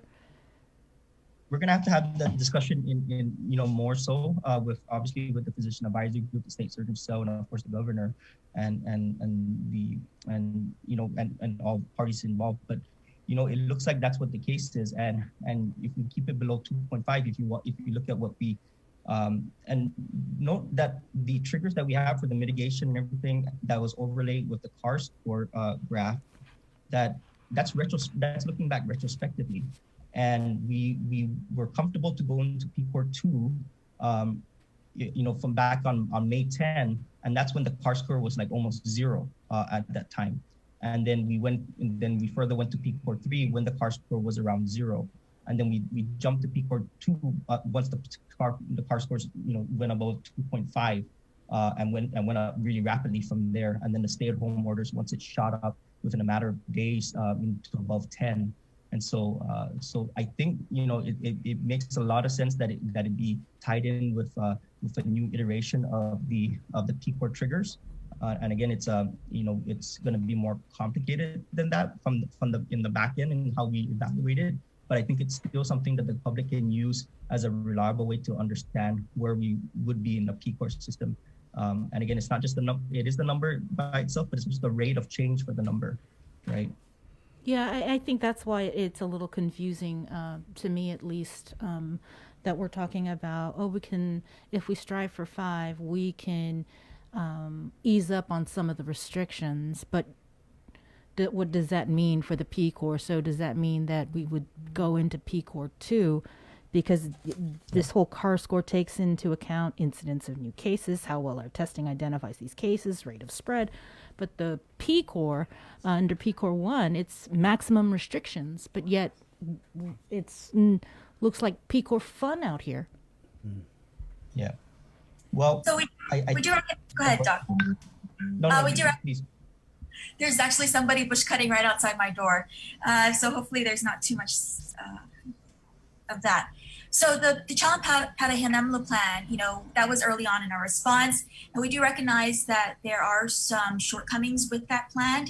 Because it was meant to go one way and not necessarily back the other way. So that initial PCOR plan was mostly toward the goal towards recovery, but once you got back into response, it became very difficult to meet those benchmarks, those triggers you talked about. And so we're going to go back and reevaluate that. The Strive for 5 campaign really just simplifies it. It simplifies it to tell you what is our COVID response, or what is our health, what is our COVID health. So like what Dr. Cabrera was saying, I liken this CAR score, this COVID area risk score, to your credit score. It tells lenders your credit health in a singular number. It takes into account a number of variables like your number of accounts, the age of your accounts, your ability to pay your bills on time. And so just like that, or like your GPA as a student, your performance as a student is not singularly graded on just one class, but your overall performance as a student. And so the lower the CAR score, the more incentives, just like the higher your credit rating, the more incentives, rewards, lower interest rates that you can reap. And so that's the general consensus. And we're also, we're following up on that messaging that the Surgeon General, Dr. Jerome Adams, provided last week, that we really can control the virus with what we know about COVID. We've all had to evolve our response. And so we're going to have to go back and reevaluate the Chalan-Pata-Hinamlu plan. But, the Strive for 5 really just waters it down to a singular number, like Dr. Cabrera said. The Joint Information Center, my team and I, we release this daily number, a nightly number, if you will, but we don't provide you the context. Is this good? Is this bad? Especially like the 3 positives last Monday, people started celebrating. And if you weren't looking at the bigger table, you wouldn't have realized it was 3 positives out of 101 tests. And so maybe that's not so good. And that's what Dr. Cabrera touched on. And so we want to give this one singular number. The governor, again, is very inclined to lift restrictions. There's reason to believe that she'll, the more the community rallies together in this invisible war with COVID, that makes all of us, each and every one of us, soldiers in this battle. And while we know that the armor is wearing your mask, watching your distance, and washing your hands, what metric are we successful? Are we winning? And so 5 is the number, it's the target, but the real goal, like Dr. Cabrera said, is 2.5, to go back to where we were over the summer. Again, the Surgeon General, he said that Guam was the model. Right. We were winning the war most of summer, and then we let our guard down. So let's go back to winning. This is at 5. We consider ourselves at a winning stage. We're winning the game, hopefully. So we want to keep there. It's not enough to just achieve 5, but maintain it. And I think that's another thing that we have to really stress to the public. And so the Joint Information Center, we are committing to putting that CAR score, making it very visible with our nightly reports so that the public can gauge, okay, this is a good CAR score, this is a bad CAR score, just like your credit. your credit score. You know that if you're 700 and above, creditors really look at you and they want you. They want to give you loans. And so that's the same thing. Incentivize this, because the holidays are coming up. We all want to enjoy some semblance of the holidays. I was reading on social media, a lot of people are buying in to the Strive for 5 campaign for selfish reasons. And I'm glad. They want to have their birthday is coming up. Christmas is coming up. New Year's is coming up. We don't want a repeat of this all through 2021. Even with the promise of a vaccine, we want to make sure that the people of Guam can manage the virus. And Dr. Adams, the Surgeon General, he reminded us last week that a lot of our main tourist markets, they're performing well because they stuck to the public health guidelines. And so this is our call to the public that, hey, let's keep sticking to the guidelines. Let's achieve this 5, maintain it, even get underneath it at 2.5, and we can enjoy the same kind of the same things we enjoyed over the summer. Let me just play devil's advocate here. And what would you say to those people who say it was what we were enjoying in the summer that led to this crazy surge that we're in now? Sorry, I'm trying to hear you. Sorry, say that again, Chris. There are those who would argue that all the fun that we had in the summer is why we're in the middle of this crazy surge now. Well, I would say to that is that, all the fun, this was several months where we kept the CAR score below 2.5. We're talking about 1, 2, 3, 4, almost 5 months where we kept it below 2.5, and that's of course with the strict quarantines that we had early on, and it's easier to keep it low once it's low. It's harder to get it down once it's high, and it takes more effort. But the one thing I want to point out here also is that, again, it's the sustained ability to have it below 5, at least initially, because what we're really trying to do, again, is get the hospital census down and decrease the number of deaths. And there's a lag in that, and you won't see that for probably 10 to 14 days or so after the CAR score goes below 5. And so that's the whole point of why the time span matters, matters a lot. And so we're not, yes, the PCOR system matters, but it gets more complicated when you start thinking about that because of what's tied into the PCOR. We are making this simple. We are trying to save lives. We're trying to keep people from getting too sick. We're trying to reduce the hospitalization census. It's coming back up again. It dropped down. We peaked at 102. We went down into the mid 70s. Now we're back over 82 as of today for the entire island. And so it's slowly creeping back up.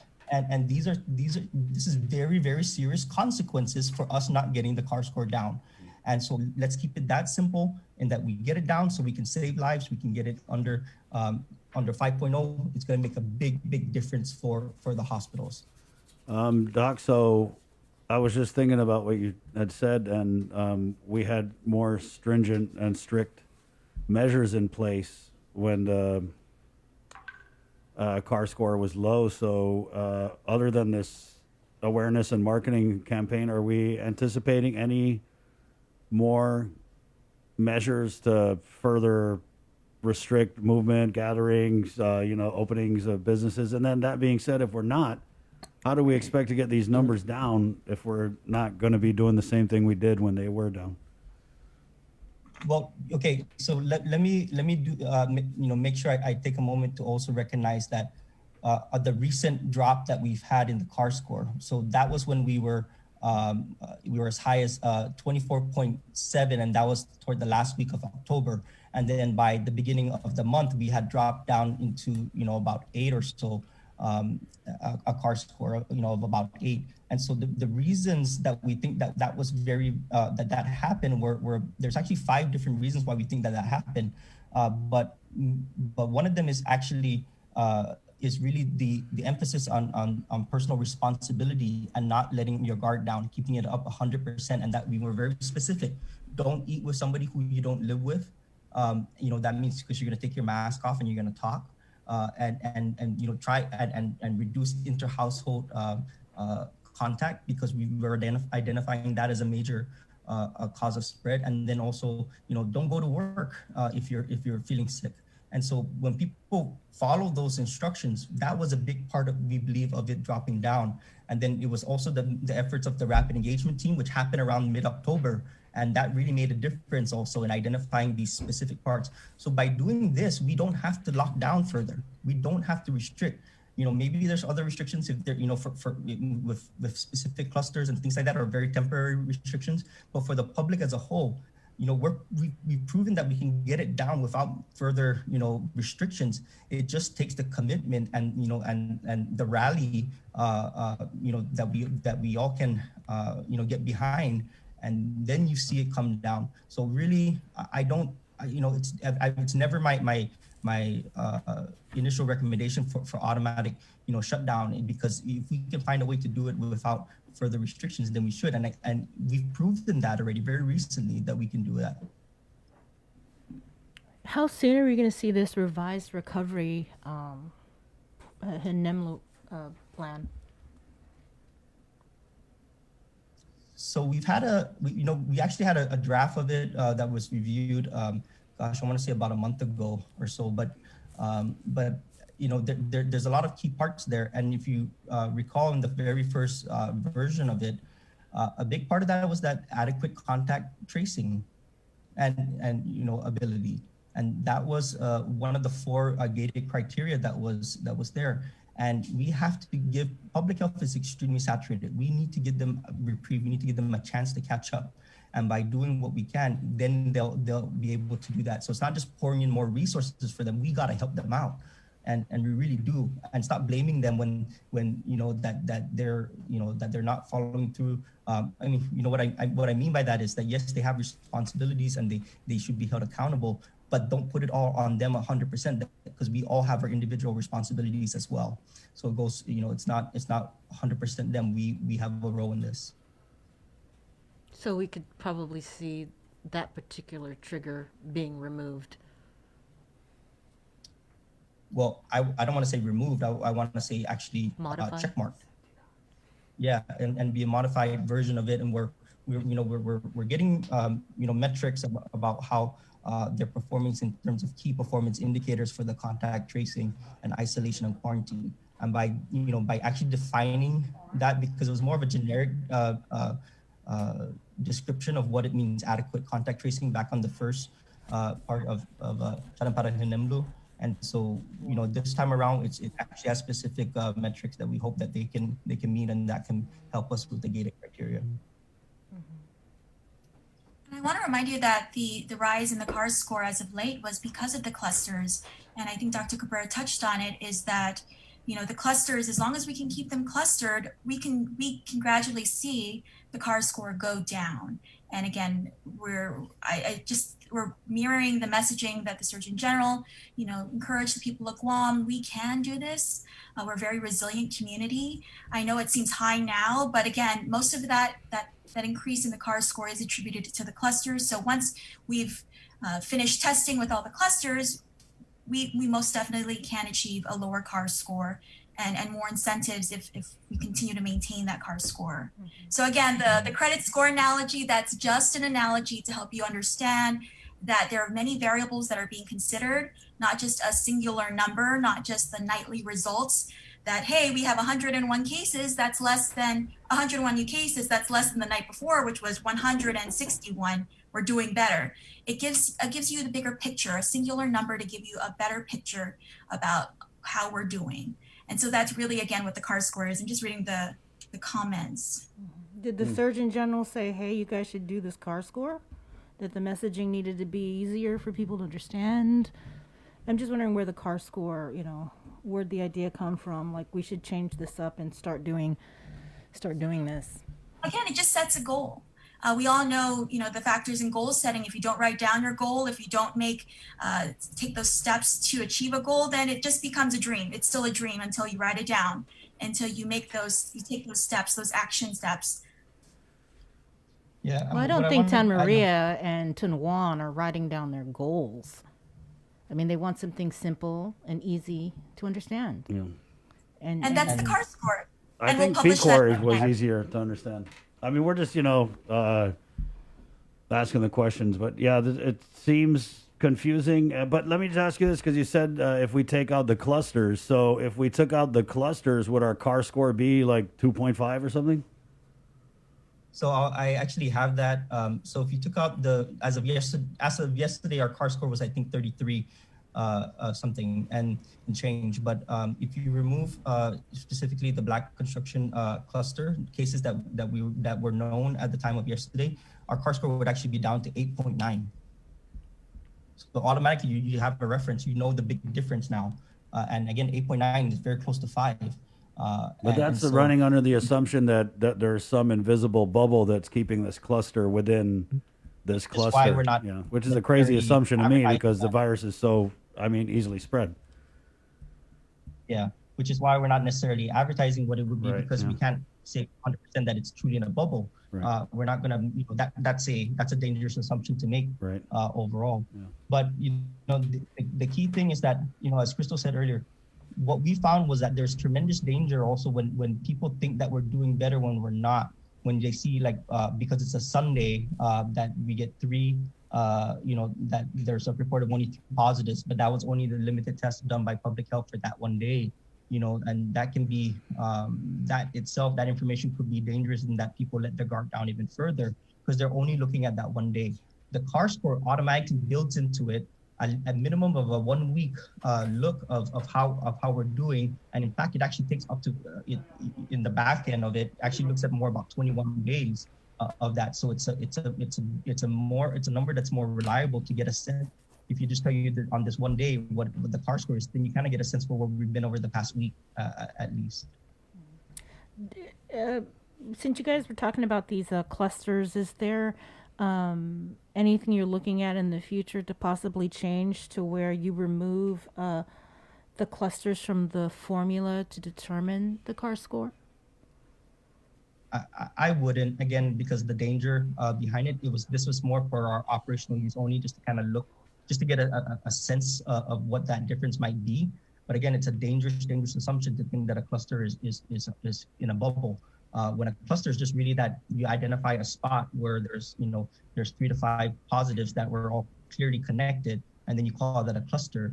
But you just knowing on the side that it's better to find clusters than to say this number is very high and it's rampant community spread. That is a very, very, very different scenario. So just knowing on the side that we're at, our CAR score is at 35 now, 37.5, and with that, that it builds into that a couple of different clusters that we can breathe a little bit easier, I should say, but it's still pretty concerning, and and we want to follow it very closely.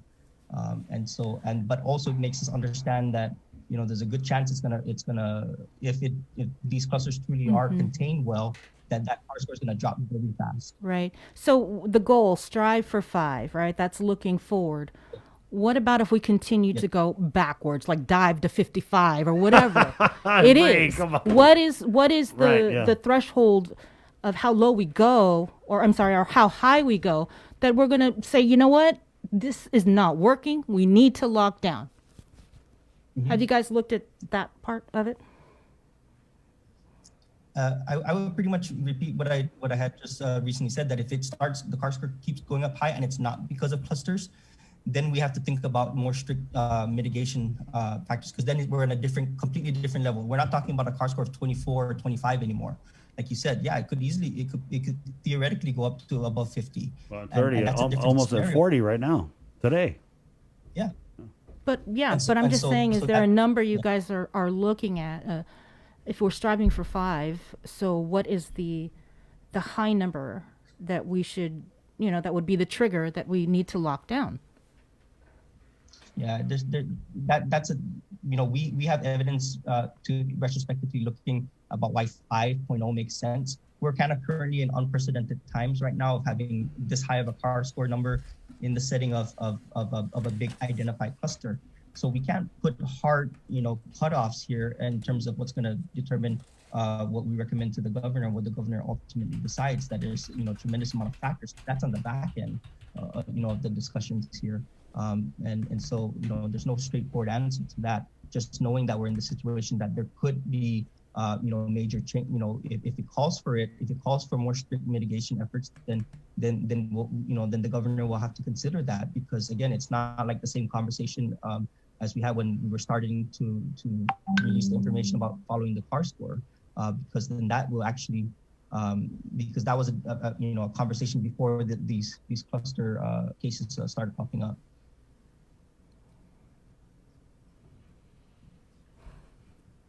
Got that? You good? Yeah, I'm good. Anything in closing, Crystal? Are we looking at any inclinations from the governor to do anything significant this weekend with restrictions or?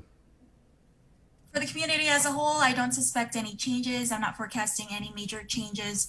Again, we just want to set a goal, put a number out there so that when people at Guam look at the nightly JICs or they look at your news reports, they know we're doing well, we're not doing well. Again, she looks at the data nightly or daily every morning, because Dr. Cabrera will summarize basically what that CAR score is every morning when we meet, whether or not more restrictions are warranted. We never want to go back, but we will if we have to. Again, she's very mindful of the data. She's very data driven. Right now, our biggest challenges of the week remain these clusters, Black construction now at DOC, but the goal now is to keep those clusters in clusters and ensure that, the rest of the community is also doing their part, so that, once we get the clusters handled, that we continue to see the downward trend, because we were on a downward trend prior to this week's numbers with the DOC and the Black construction. So again, strive for 5. Basic one number you can look forward to. That 5 is the goal. 2.5 is ideal, and we're going to continue to work towards that throughout the holidays. Again, this is incentive. There's a reward at the end. You do better, you maintain that number, we can see more lifts on restrictions. Every week, you guys ask me, are we going to see more restrictions? Are we going to see a lift in restrictions?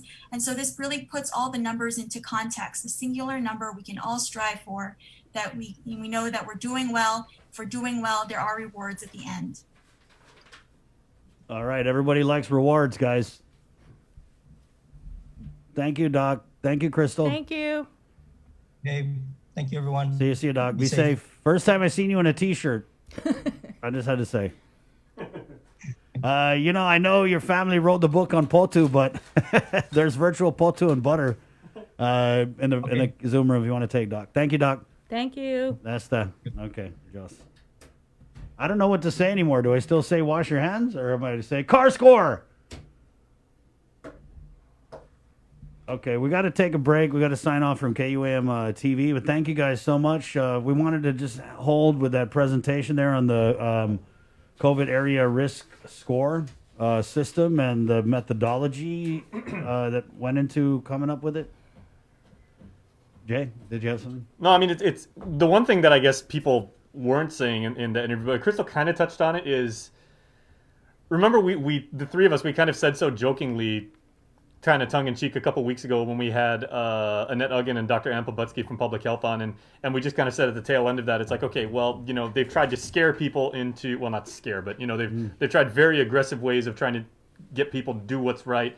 They've implemented financial fines and restrictions and penalties that didn't really hold. No, they didn't implement fines. No, but they talked about it. But now the sentiment, which is the most important part, is now maybe they're saying, let's have greed cancel greed. And if everybody's just doing what's best for themselves, we said, well, maybe if we incentivize this a little bit, maybe that'll get people to do things. And you see that on Facebook. Come on, guys, there's a reward. Yeah, some people are saying, yeah, hey, guys, come on. I saw something on Facebook and somebody's like, oh man, my birthday's coming up. I got to do what's right because I want to have my own party. Yeah. So now they're trying to do the reverse psychology end of it. So is that what it is, Jay? We'll see how that. Thank you for lifting. He just moved the veil right there. It's reverse psychology, according to Jay. I mean, no, and you even had your catchphrase, the stay home thing, and I mean that resonated, with a certain amount for like a little bit. Apparently, that wasn't simple enough. Yeah, I thought it was really simple. Stay the hell home. But okay. We'll see how this sticks. Yeah, we're gonna go to DOC talking about keeping a cluster in a cluster in a cluster. We'll go to Department of Corrections with Director Joe Carbolito next. To our viewers on KUAM TV, there's a whole bunch of great programming on the way. So either keep it there, or jump over on our KUAM News Facebook live feed, or you can also do it the traditional way on the radio. The Breeze, KUAM FM in Agatna, Guam, 93.9 FM. My name's Chris. I'm Sabrina. Esta. Adios.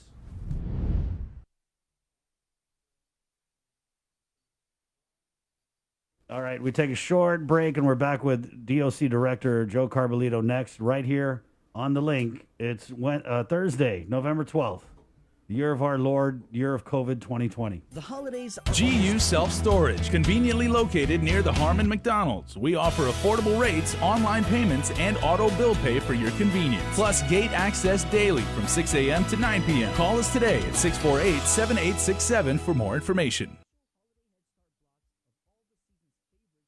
Thrive, a coalition for a drug-free Dedido, is an active partnership of community members and leaders committed to a vibrant, resilient, and empowered Dedido. It takes a village to raise healthy and drug-free youth. Thrive with us. Find us online or email thrive@westcare.com. We have just one voice representing us in Congress, one person to advocate for all of our needs and tell Guam's story to the nation. That's why I'm running to be Guam's next delegate to Congress, to serve as the kind of representative you deserve. But what does a vote for me guarantee? It's a vote for someone who can tell the Guam story, our sacrifices, our struggles, and our triumphs, and why we matter to America. It's a vote for competency in securing more resources from the federal government, not as a handout, but because we are vital to the country. It's a vote for trustworthiness. Integrity and trust are not optional when representing you. They are required. I thank you for allowing me to serve Guam before, and I humbly ask you for your vote again. I'm Robert Underwood, and I approve this message. The Christmas Pops virtual holiday shopping fair is coming on Sunday, November 29th. It's the third annual Christmas Pops event with local artisans, crafters, and businesses in a reimagined and safe way for you to shop. As many small businesses struggle to survive, the call to buy local is greater than ever. To learn more and participate in this one-of-a-kind multimedia marketplace event on the stations and digital platforms of KUAM Communications, bringing together the island's biggest array of local vendors, email bettyann@kuam.com or visit kuam.com. Presented to you by Stroll Courier. Get all your packages, documents, and gifts delivered island-wide. Visit strollguam.com/courier and book a delivery today. We value relationships. Because when we commit, I love you guys until you're 80, until you're 90, until you're 100, forever. we are in it for the long run. So you can enjoy the moments that matter. Because when we commit to relationships, we never stop caring. Calvo's Select Care, health care that is always there for you. Federal employees and annuitants enroll today. Uproar Race to 21 Challenge. 2020 is 1 year we can't wait to put in the rearview mirror. So lace up, get ready, set, and run to 21 with the Guam Rona Challenge. Join the virtual challenge starting now through December 31st. Go at your own pace and select from 100, 2, or the 300-mile challenge. To register, visit runtochallenge.com. Special thanks to KUAM Communications, Trench Challenge, and Kill Cliff. This is an Uproar event. Proceeds benefit the Special Olympics Guam. The holidays are almost here, and we could all use an extra dose of cheer and joy this year. So, we're breaking the rules and giving you a holiday head start on Breeze 93.9 FM. Throughout the months of October and November, listen to the special holiday head start blocks of all the season's favorites from 2 p.m. to 3 p.m. and again from 8 p.m. to 9 p.m. Let's try to make spirits bright and make this the most wonderful time of the year. Happy holidays from Breeze.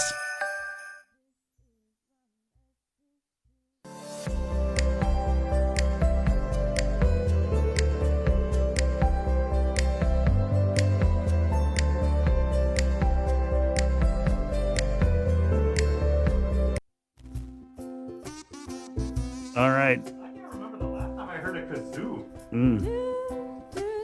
Hey, that's Cover Me. That's a local artist there. It's Amanda Julina Noni with Three Little Birds, classic cut from Live Local Fridays. And it's brought to you by Burger King. All right, thank you. Thank you very much, Burger King, for covering me. We'll do another one coming up in the show. 8:13 on the breeze, the link, 93.9. That was a very interesting presentation on the car score. I don't know if it's just me, but I feel like for something so simple, it's very confusing. But then I feel like if I don't get it, I'm stupid. That's just me. I feel like, God, if it's so simple, why don't I get it? I just feel like if they had stuck to the freaking P-Cores, that was simple. P-Core 1, we're all going to die. Stay home. Very simple. Now it's like, do we pay attention to the positive tests? No, we don't. We pay attention to the car score. Do we pay attention to the number of people in the ICU? No, we don't. We pay attention to the car score. I don't know. It's always tough to change the rules in the middle of the game, and this is not a game. That's the thing. It's not a game. And the references to a credit score, what the hell does that got to do with anything? I felt like I was listening to a bank commercial. Get your credit score up, you're going to get a loan, and they're going to give you a credit card to keep your car score down. And I'm not even being a hater. You guys know I'm very critical, but I'm just saying, like, if I'm kind of scratching my head at this, I can only imagine what Tuno Say and Tano Sefa are. The car score. We're going to get a car. I mean, this is just like, it's almost like a circle jerk. They're just like, oh, yeah, car score. That's a great one. We're going to roll that out. Yeah, let's roll out of that car score idea. I mean, you look at the graphic, they have little coronaviruses on there. I mean, how cute. What's cuter, Kiko the Carabao or the little coronavirus? They should just make an animated coronavirus. Get your car score down. Now, see, this is Sabrina Salas Mentanani holding her tongue, because that was and I understand Dr. Cabrera and the presentations. I feel like he does a good job with explaining how they factor this car score, which has only gotten worse since they unveiled it. You know, when the governor came out with the video, it was just Monday. It's Thursday. The car score was 9.8. And now it's 37 million. But, you know, how does it save lives? Is a good question that Bree asked during the break. How does this car score save lives? That's a good question. Let's go to Department of Corrections, where first question, Director Carbolito, what is the car score at DOC? Do you guys have your own car score, or you go by... No. And all joking aside, guys, serious hats now. It's very alarming at the Department of Corrections, very serious. From the first round of testing of the inmates and the detainees that we saw, they were 8. But when we saw that, Joe, right away, everyone was like, oh, if there's 8, there's a lot more. And so you guys did some testing. Was it yesterday? Yes. No. It was Tuesday, right? Tuesday. Yesterday, we started getting the results, right? Some more results. So I saw that you had released it. There were 60 inmates and detainees in addition to the 8. Go ahead. I'll just do the numbers. So Let's talk. Yeah. So there was 8 the first time around, right? And then the second day we gave you the 60 additional, and the last batch of samples that were just tested was 23 additional. So we have a total of 91 now. Wait. 9. Sorry. So we had the 68, right? We had 8 the first day. Then we came back with 60. So the last batch that just came in from yesterday's samples that were completed, we have 23 more. So 68 and the 23 totals 91. And that's altogether for inmates and detainees? Yes, all prisoners at the main facility in Manila. That completes the whole testing. Okay. So, Joe, I remember when we had you on a few days, I want to say it was earlier this week, you said that the isolation area at DOC was capable of holding 40. Has that changed? Where are we putting these 91 COVID positives? Okay, so the majority of the 91 is coming from one post. So we're keeping those individuals, those prisoners in that same post because they're in the same bubble. They've been in that same bubble for the longest time. There was only like a couple of them that did not test positive. So all of them, for the most part, tested positive in that one particular post. So we're keeping them all in that same bubble. Are they, well, since they're all positive, they don't need to be 6 feet apart or anything. I see. So it's like Correct. it's a hot house. I guess. Right. So that's being closely monitored by both public health and our medical staff. We're doing close monitoring like twice a day from our internal medical staff, keeping an eye on anybody that may be symptomatic, that may need attention as far as additional medical care. But as of right now, for the most part, they're all asymptomatic. Or their symptoms haven't started showing yet, right? Correct. Right. Joe, how you guys' medical unit there? Because I remember we had I forget her name. Great interview we did with the Nurses Network from the head nurse over there at the medical facility. Pauline Lizamas, our yeah. So head nurse. how equipped are you guys there to deal with any of these COVID positives getting seriously ill? At what point would they have to go to GMH? Do you guys have ventilators there, or are you able to run those types of? No, we don't have ventilators here. They're able to give just the initial assessment and medical attention up front that's required. And if they need hospitalization because of the severity of the symptoms that they're getting, then arrangements will be, according to our protocol, arrangements will be made for transport to any of the hospitals. Are you? They're equipped with all the PPEs that's required, and we've ordered additional, and we're getting them in right away if the additional PPEs or supplies that's needed to take care of the medical side of the house. Do you have any COVID patients, I guess, in your infirmary? You guys have a clinic there, right? No, we don't. Not an infirmary. I'm sorry, nobody. No patients. No. Okay. If we have a COVID positive, it's either they're going to be in that one post that's the same bubble. Like I said, majority of the 90 are from that same post, and then the remaining are put over in post 7, which is our designated isolation facility. Mm-hmm. How many posts do you guys have?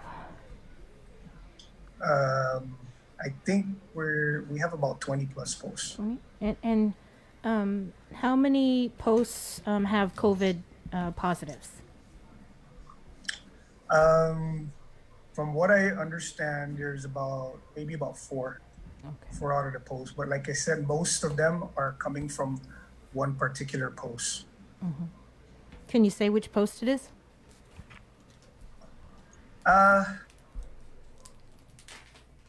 It's post 16. 16? Yes. That's where we hold there are some of our more violent offenders. Like maximum security? It's considered medium, but we have a lot of our more violent offenders there, like lifers. Right. I see.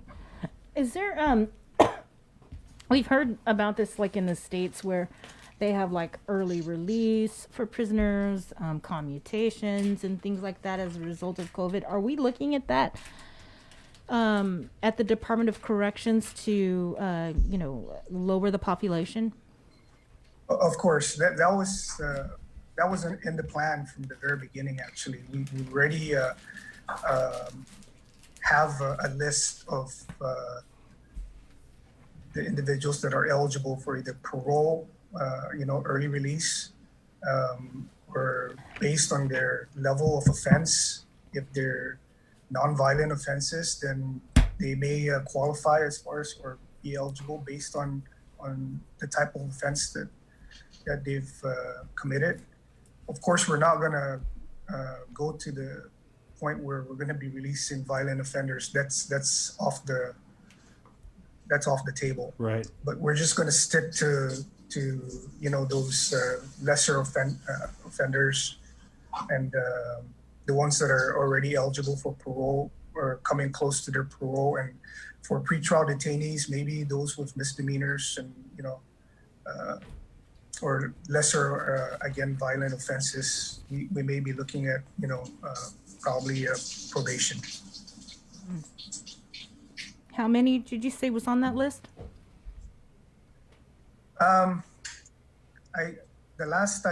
If I can remember correctly, there's around 25 or 30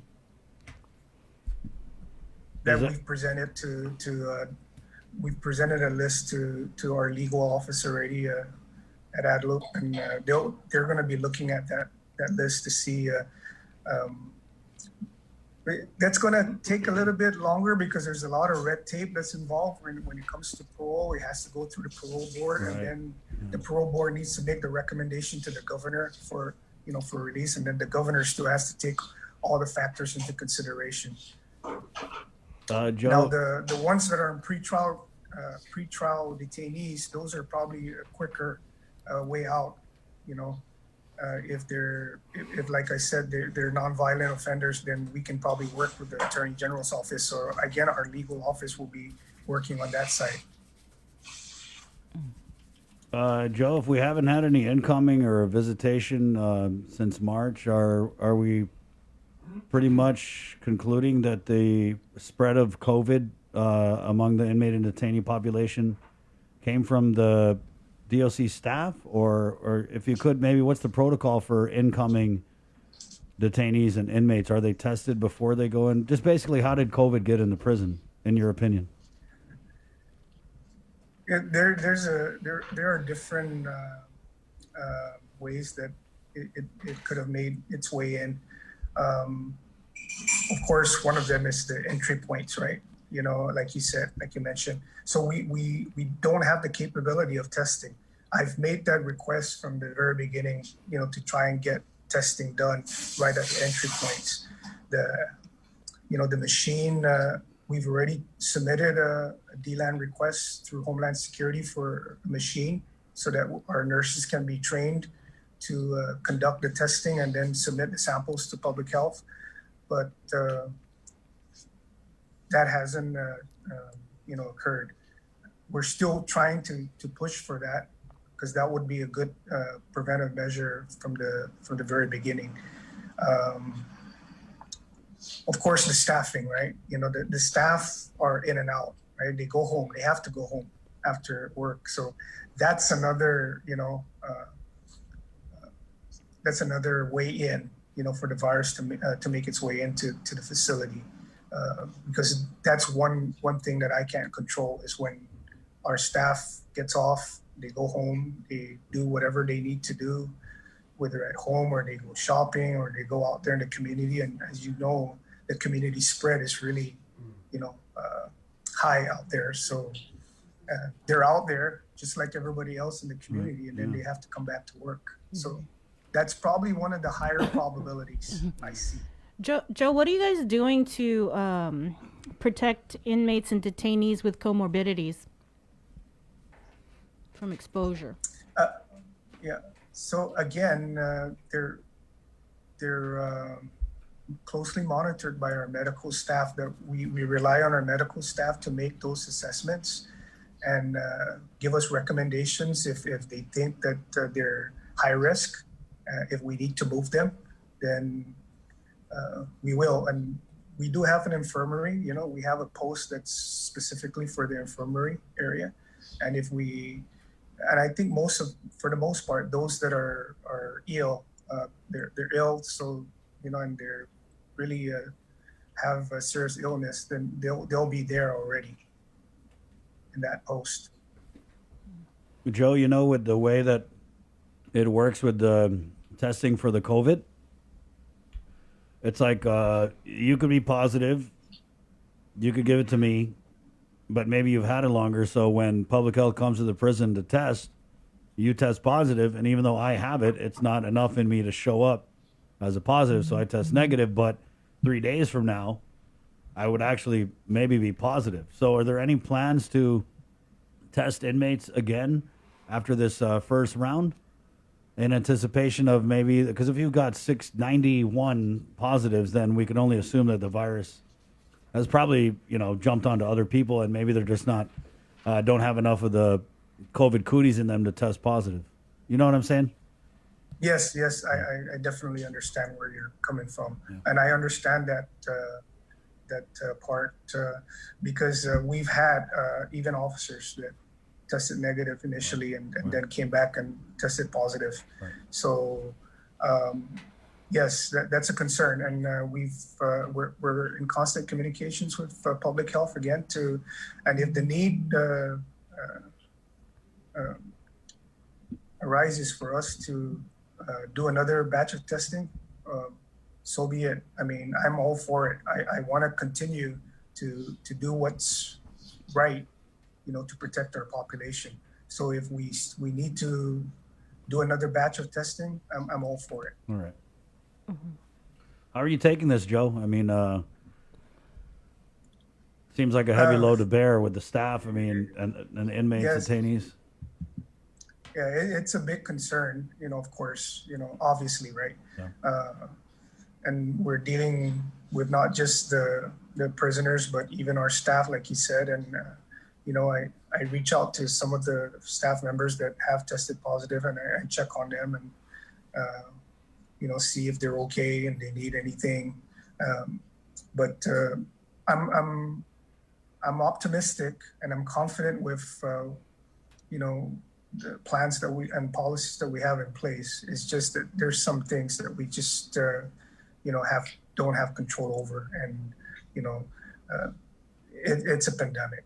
It's eventually going to make its way in. I kind of expected that, right. I've been saying all along. And it was just a matter of time, not if, but when right? Yeah. Can you give... So, do you have an update on, I know that you had mentioned that you were working with Public Works and Guam Homeland Security and the possibility of seeing Blue Med tents going over to DOC. Do you have any update on that? Yeah, so the DLAN request through Homeland Security was already made for outside resources to be procured. So that's going through the procurement process.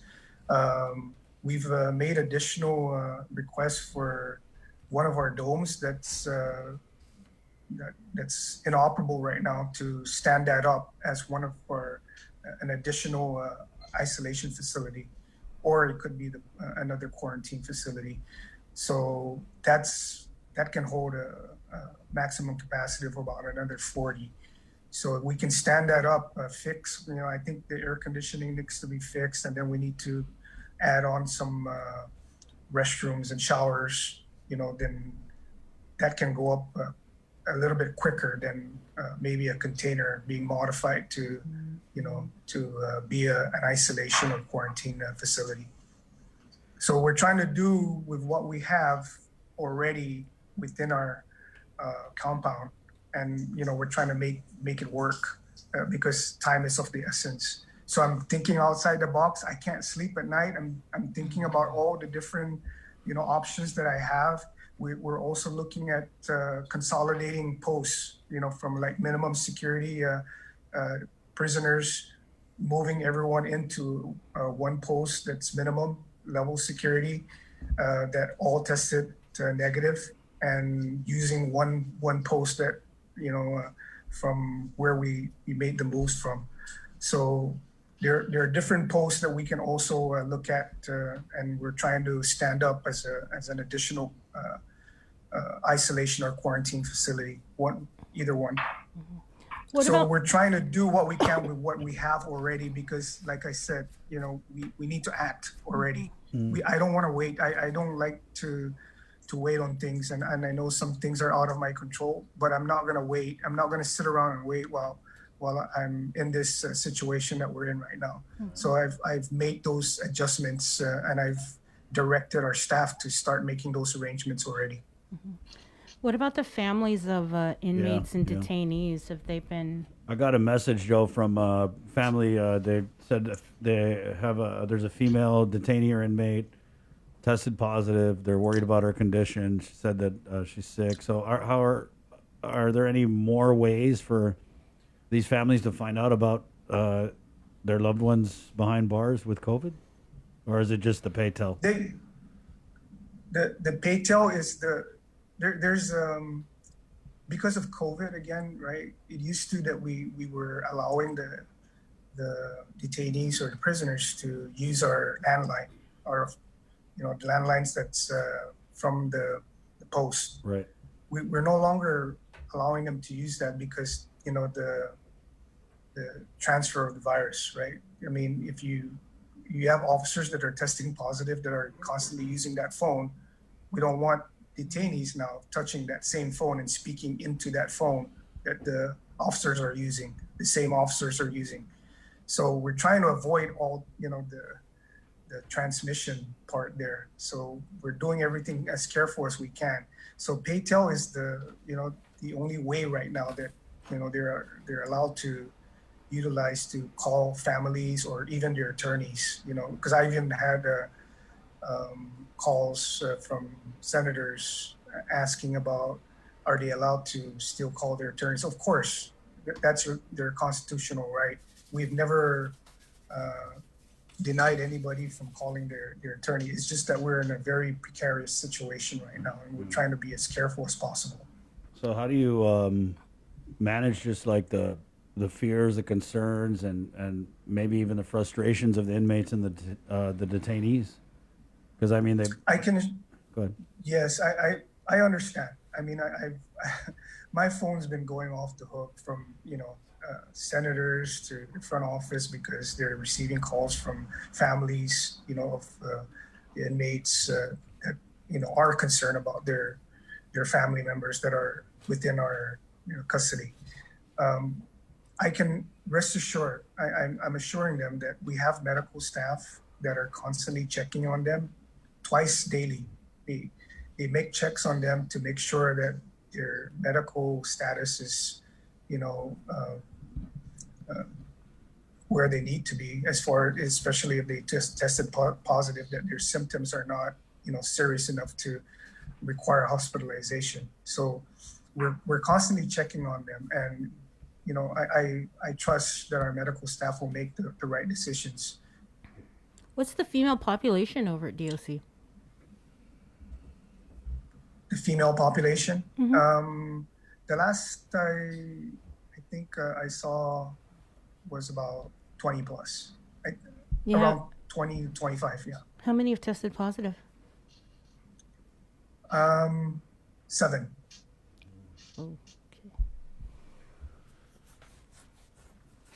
Anything? So those 7 were isolated in a different wing. So there's 2 wings in that women's facility. So they're isolated in the north wing, which is away from the rest of the population. There's a cell where you can or a couple of cells that's partitioned off with plexiglass that we're holding the 7 isolated from the rest.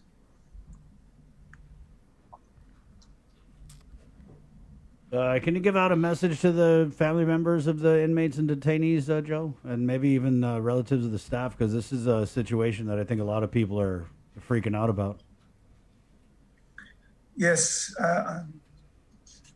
from the inside out, I know that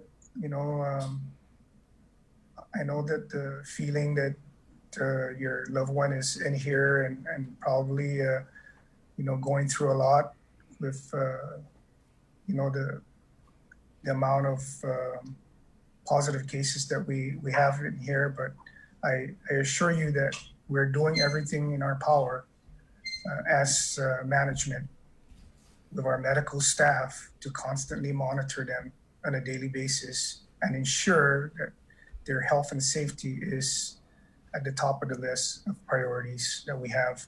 We will have them seek medical care if it's needed based on their symptoms. Our medical staff, again, is on board 24/7. We have a doctor that's on call 24/7, and our nurses constantly monitor them twice a day. So rest assured, they're being taken care of. All right. All right, Joe. Thanks, Joe. We're praying for you guys over there. Thank you. Hagåtña, right, today? Hagåtña Detention Facility? Yeah. Yes, Hagåtña detention will be today. All right. Keep us posted, Joe, and good luck. God bless you. Stay right, thank home, you. car score. All right. Okay. Goodbye. Okay, go. Oh, there's virtual potu and butter in the Zoom room. Get it. 8:39. Wow. I mean, this is, to me, the one thing they've been saying is, oh, we can't get COVID in the prison. If we get COVID in the prison, it's just going to be bad, and it's happening. That's where we're at right now. What is it? Total of 91 inmates and detainees Yeah. positive at the Department of Corrections. 91 inmates and detainees. And you know what, Bree, when we talk about the testing window, right? So, for example, if you, let's say, theoretically, hypothetically, although I'm pretty sure this has definitely happened in real life, if you live with someone who has got the COVID, they're sick, you go into the clinic and get them checked, they probably won't test you right away. They're going to find out when that person got sick, when they started having symptoms, and they're going to do some math, and they're going to tell you, oh, come back next week and we'll test you. So that's why I was asking with these inmates and detainees, it can't just be a one and done where they all get tested and this is what it is. We got 91. Okay, we're good.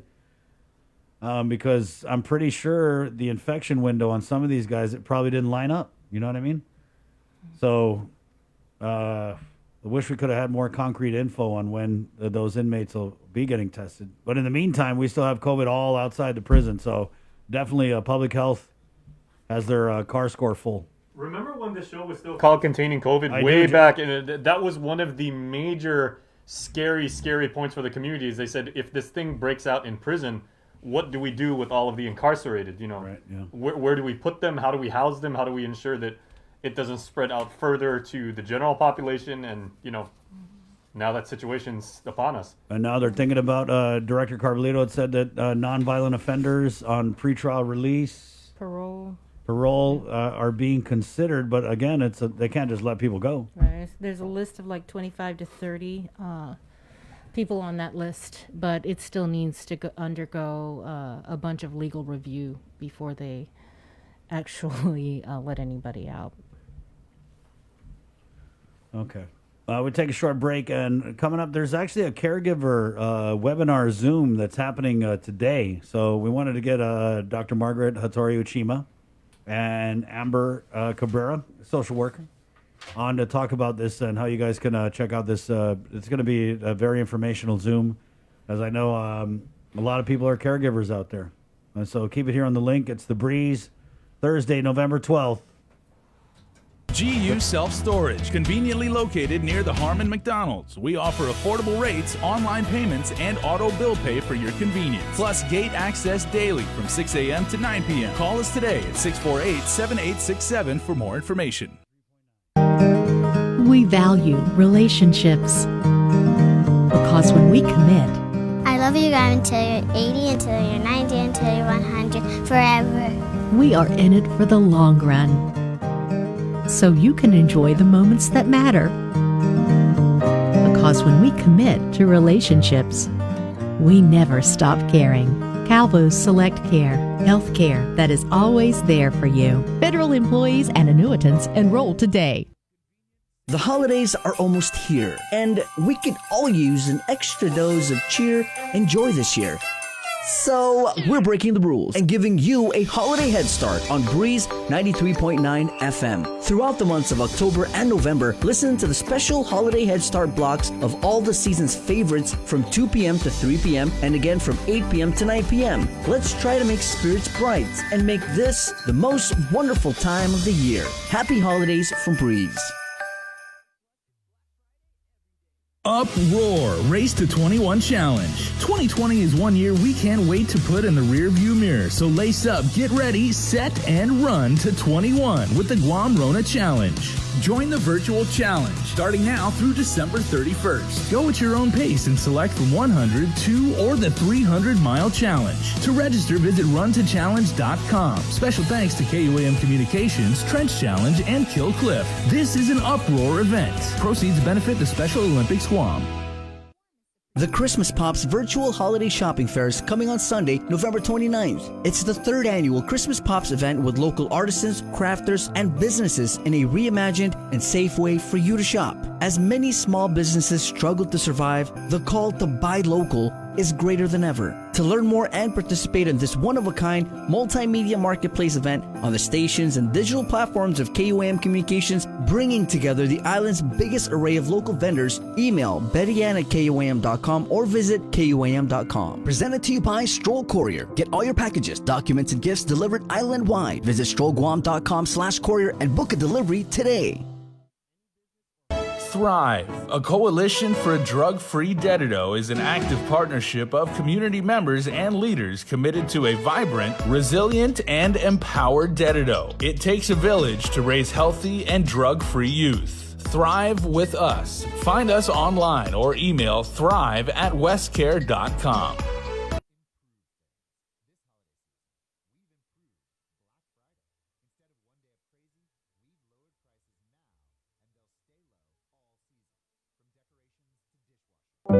Life as we know it changed this year. Our health, families, jobs, and finances have been in jeopardy. We've witnessed loss in more ways than one. And at a time when nothing could be more comforting than coming together to fill this loss, share the love, and lean on each other for support, we've been asked to stay apart for our own safety. This year on Giving Tuesday, the need will be greater than ever, but we'll also face more obstacles than ever in spreading love, kindness, and generosity to those who need it most. So we're challenging you, yes, all of you Guam, to help create a wave of generosity like we have never seen before. We can all do it. Small acts, big acts, businesses, schools, churches, clubs, men, women, children. Let's do this. Giving Tuesday is this December 1st. What will you do?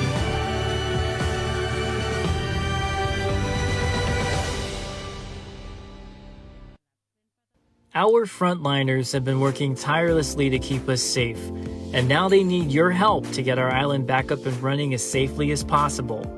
Did you know your smartphone can be one of the most powerful tools in our fight against COVID-19?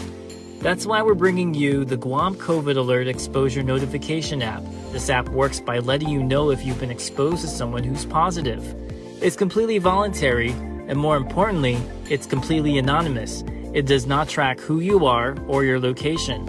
Researchers at Oxford University have found that for every 100 to 200 downloads of the app, it can prevent 100 infections and save one life. Add your phone to the COVID fight by going to guamcovidalert.guam.gov or download it from the App Store or Google Play now. Help Guam stop COVID-19. Half a day. My name is Chimamba Kwem, Tuberculosis Enhancing Disease Program Manager for the Department of Public Health. As Guam continued to deliver critical services during this unprecedented time, we must do everything in our power to protect the health and safety of our people. Continue to encourage wearing a face covering, practice social distancing and washing hands. These practices are becoming especially important as we begin to reopen our great island. Prevention saves life. For more information, please call 311 or check out our website at dphss.guam.gov. These are some of the signs that someone is thinking about suicide. Talking about wanting to die, excessive guilt or shame, and feeling like a burden to others. Feeling empty, hopeless, trapped, or having no reason to live. Feeling extremely sad, anxious, agitated, or full of rage with unbearable emotional or physical pain. Other signs include changing behavior, such as making a plan or researching ways to die, withdrawing from friends or saying goodbye, giving away important items or making a will, taking dangerous risks such as driving extremely fast, displaying extreme mood swings, eating or sleeping more or less, and using drugs or alcohol more often. If you or someone you know is showing these warning signs, get help as soon as possible. Call Guam Behavioral Health and Wellness Center's crisis hotline at 647-8833 or 4.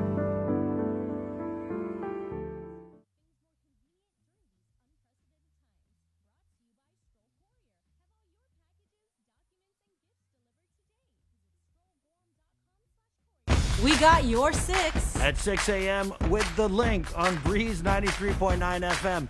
Bree and I connect you with all the latest news and information you need to know to start your day. Then check back with Guam's news leader at 6 p.m. for the day's top headlines with KUAM News Primetime. From 6 a.m. to 6 p.m. and everything else in between with KUAM Digital, we got your 6.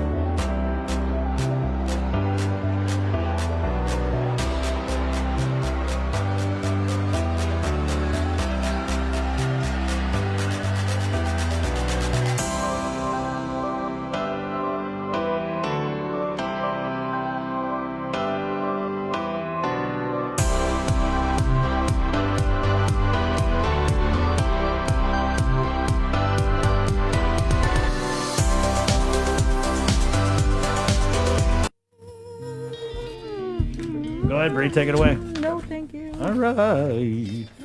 8:52. This is The Link on the Breeze 93.9. Good morning. I'm still on the car score.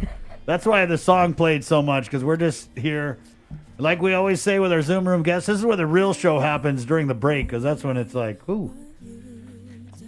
Let's just say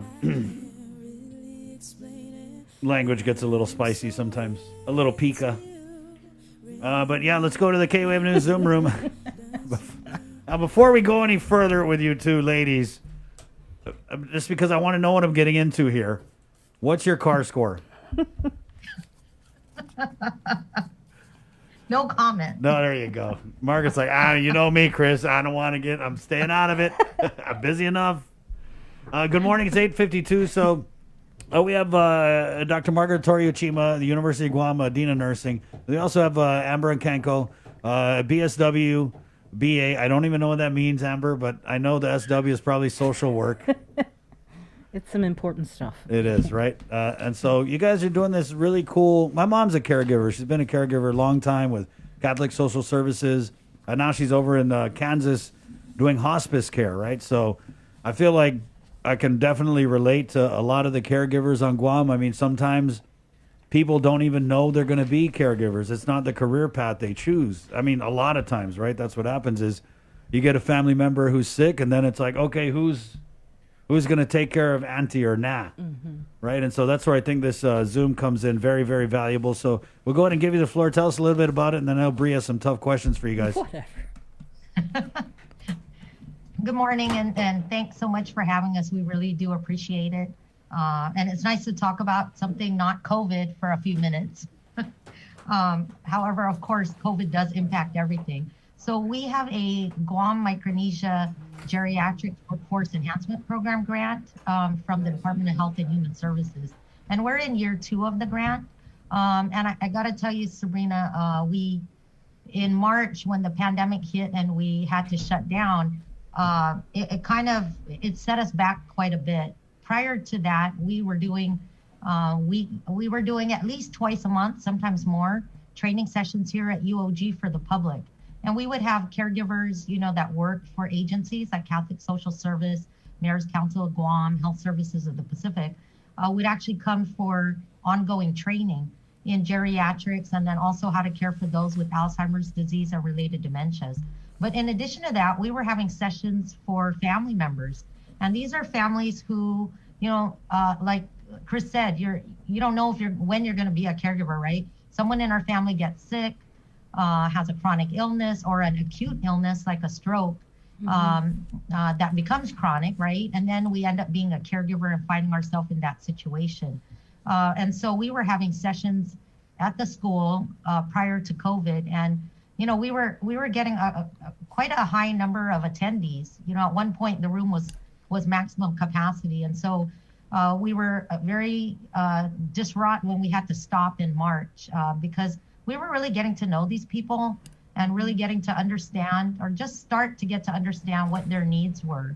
And the needs were very overwhelming. And so fortunately, we finally got our act together. It was hard, but we were able to come up with these live sessions on Zoom, and started last month doing fall prevention for the elderly. And now the session tonight is on caregiver stress management.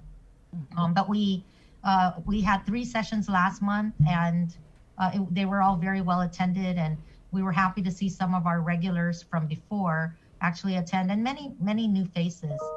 So we're very excited about that. And we have Amber Nkanko, who's also working for our grant. She is a BSW, Bachelor of Social Work graduate, and she's been working with us for several years as a student. And so we thought this is a great opportunity to use her background in social work to help us. And so she will be co-presenting tonight, and then Saturday again for the session. Mm-hmm. Amber, if you could kind of explain, I guess, your role today and what you're going to be presenting. So the presentation is going to be focusing on managing caregiver stress. We understand that, like they said, caregiver isn't, I guess, a job that we always signed up for, but it's a job that we are as a family community. And we want to make sure that the caregivers are taken care of as well. A lot of times it can be a really stressful job, but we want to remind them that we're here and we care about you as well. And so we want to give some tips and some just reminders on things that they can do to make sure that they are equipped and ready to care for their loved ones as well.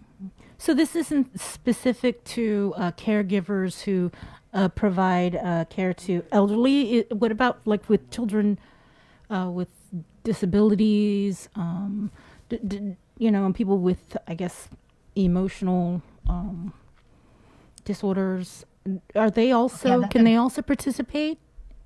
Yes, yes, definitely. And so this session is open to the public, and we really encourage anybody who's a caregiver of a family member or a friend, or someone that's close to them, or even if it's their job and they experience stress. But we're even going to do a self-assessment, so that we'll ask a series of questions and they can rate themselves and find out, do you have a high level of stress? What are you experiencing? But definitely caregiving, spans the whole gamut of, taking care of a sick child, taking care of someone who's disabled, as well as the elderly. Also, caring for someone that maybe has a terminal illness, right? Such as cancer. Although any type of caregiving, this session will address the stress and those needs, because caregivers have a lot of stressors in common.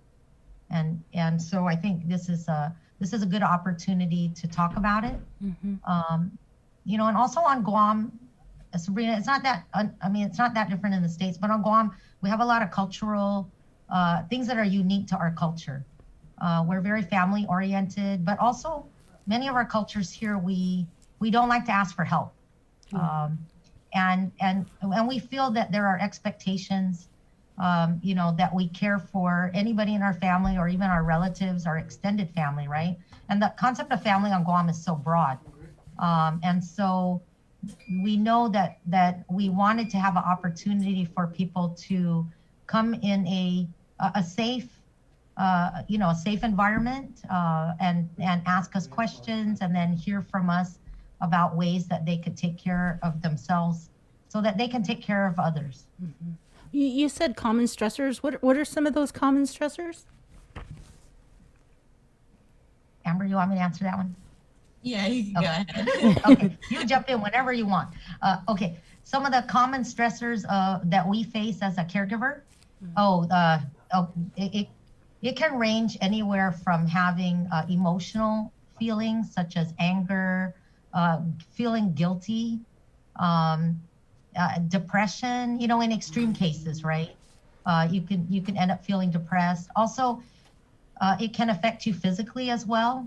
There's a lot of research, Sabrina. It's not that it's good, but there's been a lot of research in the past years about caregiver stress, caregiver burnout. And it ranges anywhere from, affecting your sleep to long-term stressors like affecting your physical health, your blood pressure. We are finding that some caregivers just aren't taking care of their own health and becoming ill as well. And that's a terrible situation. If the caregiver becomes ill, then who's going to take care of the person that they were taking care of, right? And so that's a big problem. And then with the caregivers, you've heard of the sandwich generation, right? That's people like a little older than me or my age, in their 60s, taking care of their parent who may be in their 70s, 80s, or 90s. And then yet also taking care of their growing children, right? You also see people in their 30s who take care of their disabled or elderly family member, and then they're raising young children. And imagine during this time of pandemic, they're all stuck at home, but you've got this person who's sandwiched between the two generations and having to juggle many things. And we do see a lot of caregivers who are working, and that's a common stressor that, you're working, you got to juggle taking care of your job because you need your job, and then taking care of your loved one, whether it's a parent or a spouse that's ill. And Amber, you said that you were going to be presenting some tips, right, for caregivers. What are some of those tips that you could at least share with us now, or give us a preview?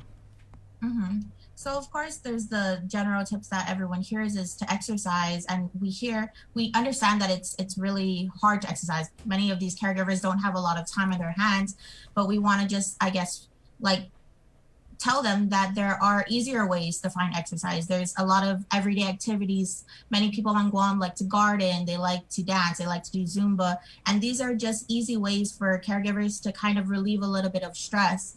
And another example could be maybe respite care. And I also was new to this term. I thought respite care automatically meant hiring someone. But we learned that respite care is just maybe asking a brother, asking a sister, asking a relative to maybe for an hour, I want to try and take a break. Can you come and help me out? And leaning on really each other to kind of know that this is a community job, that how they say it takes a village to raise a child. It also takes a village to maybe care for your loved ones. And there are many other tips, but you'd have to tune in to find out. Thank you. You are good. So Amber, how did you get into this? How did you get into this line of work? Sorry? How did you get into this line of work? So I actually, Dr. Margaret mentioned, I was a teaching assistant for the School of Health for about 3 years. I was also in another research training program called Build Exito. And so I worked with them through many different outlets. And right before graduation, they grabbed me while they could. And they told me about this grant. I actually had no idea about anything in regards to geriatrics, but when they told me, I was extremely interested to know how much of a great need it is on our island. And as a social worker, of course, our first job is to help and to provide service. But our second, or not second, but hand in hand comes to care, and that's where I feel like to care about what we're doing. And so when she told me how much this was needed on the island, I automatically jumped at the opportunity, and I didn't want to miss out. So here I am. All right, let's get into the details on how people can join in this conference.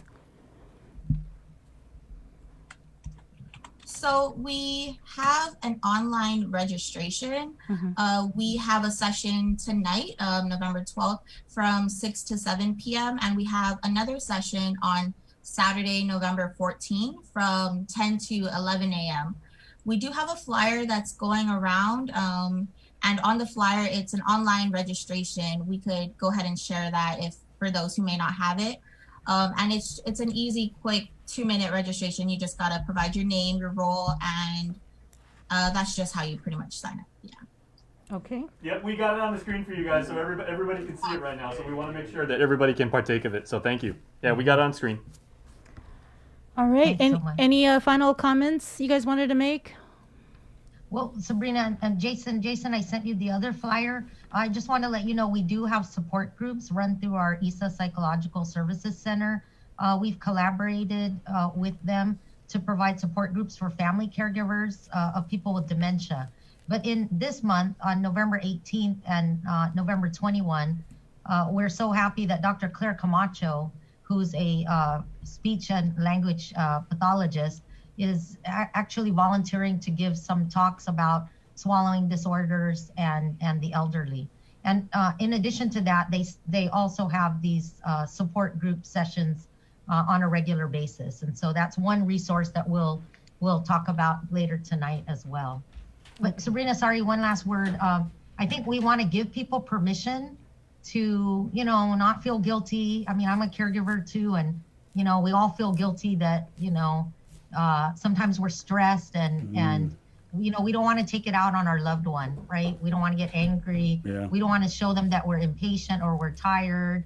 It's hard getting there after work and being really supportive and caring, right?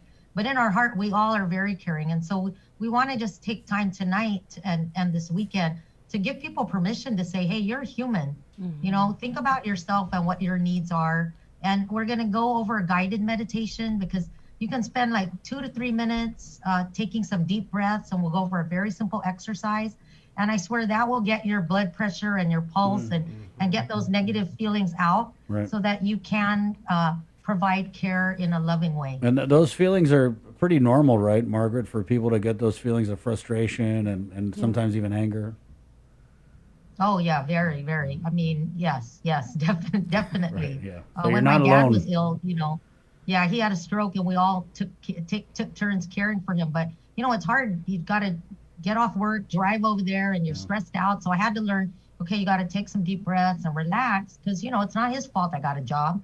It's not his fault that, you know, he needs this care. And so, you know, I had to learn to take some deep breaths in the car ride over instead of having like road rage, right? Yeah. So there's little techniques that we'll teach people tonight to get yourself, you know, to take care of yourself so that you can do what you want to do and provide that care to your loved one. It can be frustrating. I remember when my brother had a stroke, and the recovery is very short-tempered, and, you know, I mean, so it did take a toll. But fortunately, we got a great sense of humor that runs in the family, and that was kind of the mechanism that we would use. So thank you for that, and thank you guys. This is going to be a great Zoom. We got the graphic up, Jay, if people want to check it out. Yep. All right. Thank you, Doc. Thank you, Amber. Thanks so much. Thank you. All right. Stay Anything safe. in closing here you want to throw out? Well, just, you know, I really encourage people to stay at home as much as possible. You know, the COVID numbers are terrible. Just because there's huge clusters doesn't mean that we're all safe, right? Right. And so I don't want people to get the wrong idea that, oh, Yes. yeah, it's okay, it's a cluster. Right. But that's not necessarily true. So, you know, keep sending your message. You guys are great. Stay safe. You know, try to stay home as much as possible. Car if you score! can. It doesn't have the same power as when I yell "stay home." You know, when I yell "stay home," you get it. It's stay your ass home. Yeah, we love to stay home. Keep saying that. Thank you, Doc. Wait, Okay. before we let you go, Dr. Margaret, are you involved with that temporary nursing assistant program? I think that there's a Yes, deadline to apply. Yes. Is- Yes, so the deadline to apply is today at 5:00. We've already gotten 60 applications.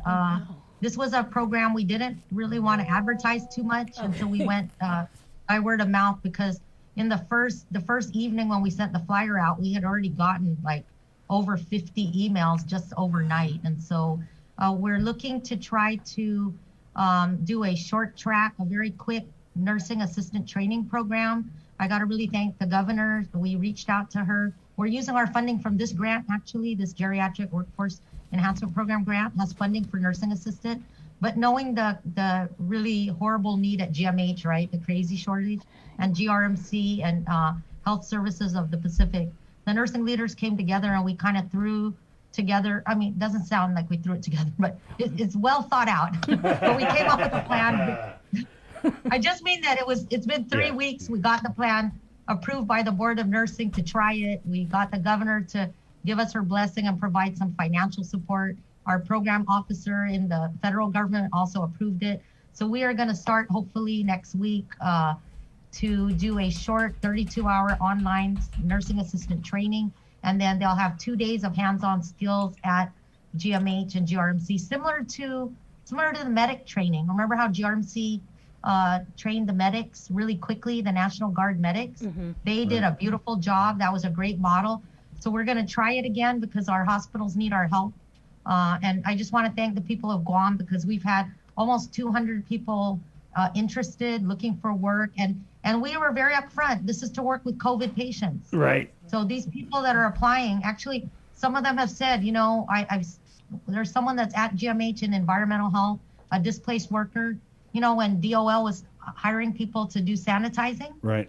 And I thought, who the heck's going to take that job? Well, people took those jobs, and one person was in our session on Monday and actually said, you know, this changed my life. I've seen what the nurses are doing, what they're going through, Amen. and I want to help. And I want to be trained to be a nursing assistant. And that, the people of Guam, and really, that touched my heart. And by the way, administrators from GMH were there. Congratulations. This is the first time we got a chance to talk to you on being a fellow with the American Academy of Nurses. Congratulations. Thanks so much, and thank you, Sabrina. I saw you on your name on the article. You published that very quickly. Thank you so much. I really appreciate it. I'll credit to Suzanne. Suzanne was like, "Hey, Bree," and I was win like, for Guam. You know, yeah. Right. It's the first.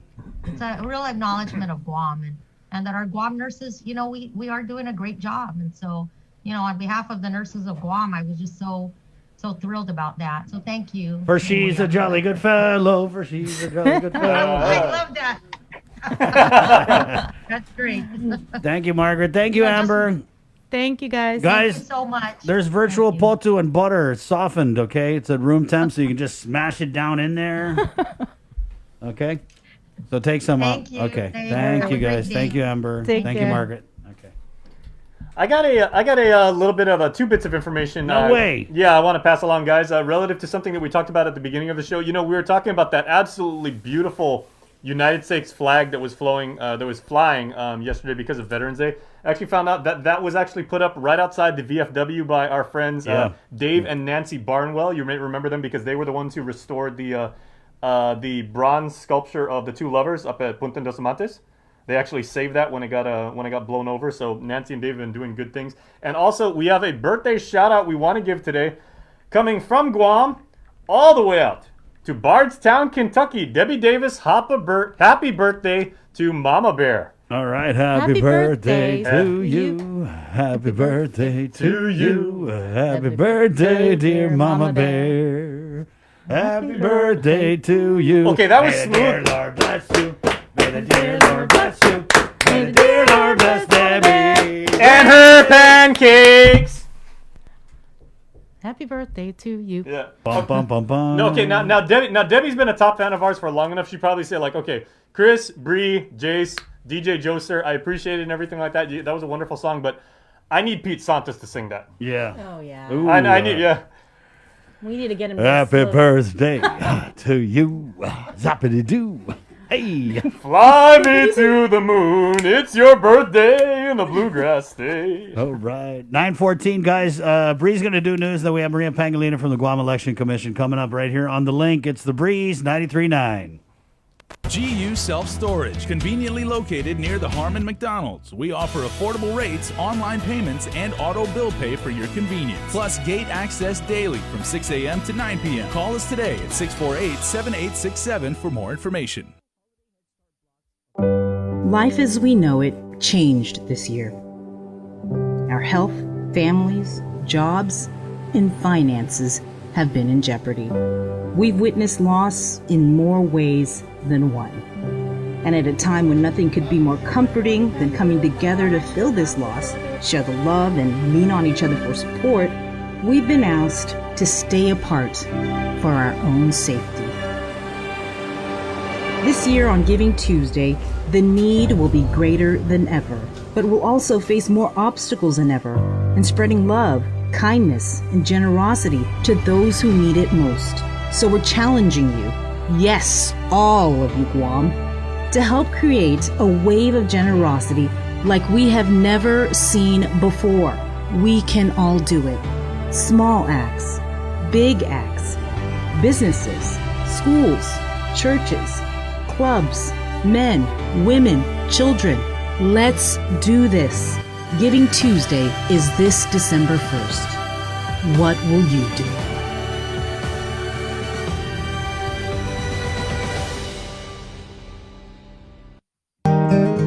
We value relationships because when we commit, I love you guys until you're 80, until you're 90, until you're 100, forever. we are in it for the long run.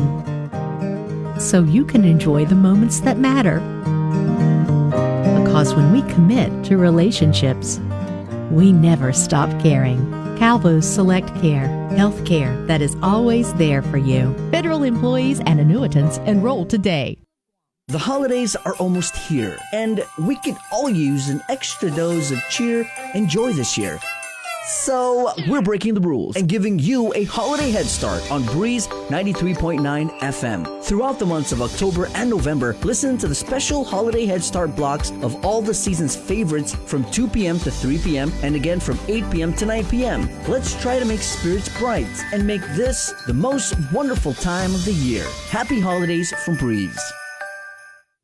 Uproar Race to 21 Challenge. 2020 is 1 year we can't wait to put in the rearview mirror. So lace up, get ready, set, and run to 21 with the Guam Rona Challenge. Join the virtual challenge starting now through December 31st. Go at your own pace and select from 100, 2, or the 300-mile challenge. To register, visit runtochallenge.com. Special thanks to KUAM Communications, Trench Challenge, and Kill Cliff. This is an Uproar event. Proceeds benefit the Special Olympics Guam.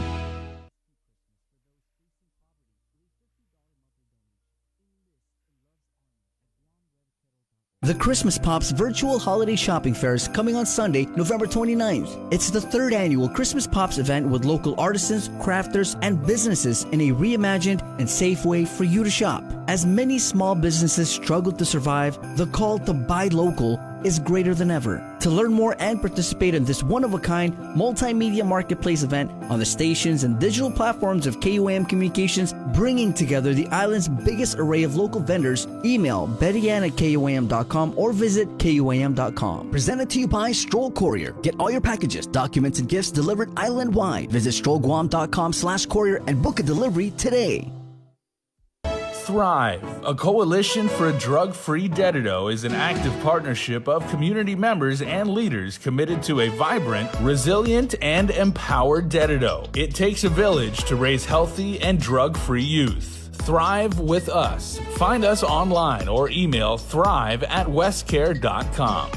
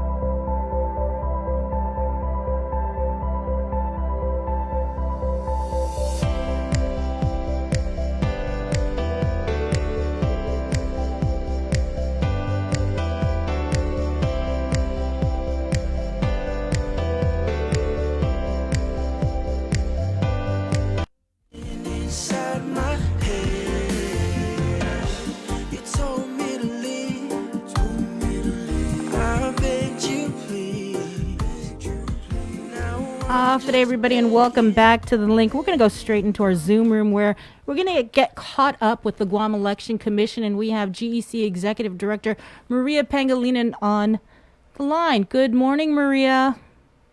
Half a day, Bree. Half a day. Did you get some time to rest yesterday? Yeah, a little bit. After precinct official training, we started precinct official training for the runoff yesterday. So we were very happy to say that most of our precinct officials from the general election are returning for the runoff. That's good. That's good. So how many people have voted so far? Over 25. 25? I want to say maybe over 2,300. Okay. And that includes our homebound voters. We've serviced over 200 homebound voters, and the rest are voters that came into the office up on the third floor and curbside voting yesterday. As you know, we opened yesterday, a holiday, that's Veterans Day, and we got over 800 voters yesterday at our office. What about servicing those in the ISOFAC, GMH, and the quarantine facilities? Have you had a chance, you and your people, to go and service them yet? We've already started the coordination efforts yesterday. We have our nurses from Public Health and Department of Education. They're going out servicing our homebound. And we will start, we put the flyer, we gave the flyers out yesterday for the isolation facility and for the quarantine facility. So we hope to be getting calls today from them. Also, if there are people that are at home, isolating at home, please call us. We don't have very much time to service homebound voters, but we're trying our best to service them as much as possible. You said a total of 2,300 in the past 3 days. Would you say that's a pretty good response or turnout? Yes, we think so. I'm nervous about whether we're going to we're going to be under capacity for the voters that will come out. But yesterday went smoothly. Yesterday was our largest number, and it still went smoothly. And thanks to our young folks, our young troopers from the Guam Election Commission. Yeah. Where are you with going through your checklist for next Tuesday? More than halfway there. We have a test election on Sunday at 3:00 p.m. at the University of Guam. When I check the finances, we're getting ready to go. We have precinct official training again tonight at the University of Guam Field House for the other half of our precinct officials, and we have a few newcomers. There were a few of our precinct officials from the general election that are not able to come back.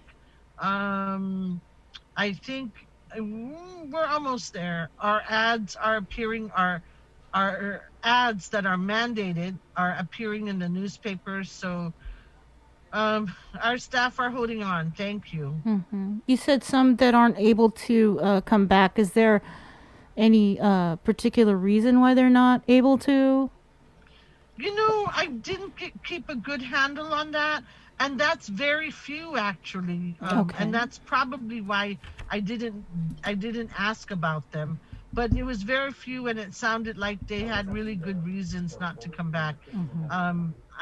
I don't know at this time. Mm-hmm. But you haven't heard anything in terms of any of your precinct workers or staff who may have caught COVID as a result of the exposure on election day? At this time, Bree, at this time, no, not at all. Okay. And so you guys are going to do the test election on Sunday. What sort of, are we going to see the same kind of protocols that went into effect during the general election in terms of how you're going to count the ballots and everything like that? Yes, it'll be the same. And then we have to get better at some things. We have to get better at social distancing, even at test election, making sure that all of us, including our media partners, practice social distancing. Most of it will remain the same. We just got to get better at some of this stuff. Okay. Is there anything else that we should know about? Just please come. Bree, have you come down to vote yet? Jason and Joe, please come down and vote. Go upstairs. Use the express vote. Third floor. There's hardly any wait. If you want to come up to the third floor, there's additional parking available behind Staywell Insurance Building. Bring your black pen. We found out, Bree, that as you may know, that the machine might have been too sensitive to and not liking blue pens. So maybe we're going to try it out. We're going to we are encouraging our voters to bring black pens. All right. So we'll see how that works, and we hope to get the results out quicker. You hope, like before, Yes, we hope. 5 maybe, or before. Bree. All right, Marie. You know, Bree, I have to tell you. Last night's training with the precinct officials.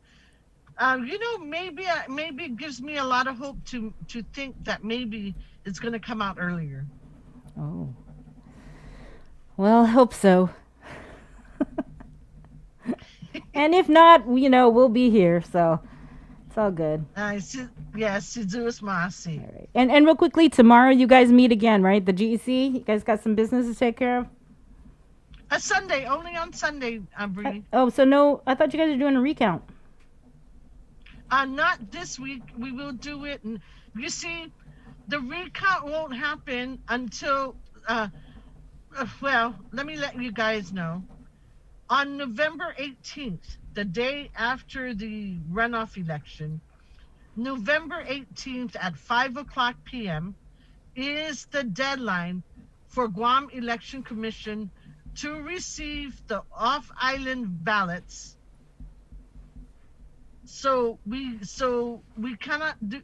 So it doesn't make sense to do the recount, seeing that the Jigo mayor seat, that race is very close.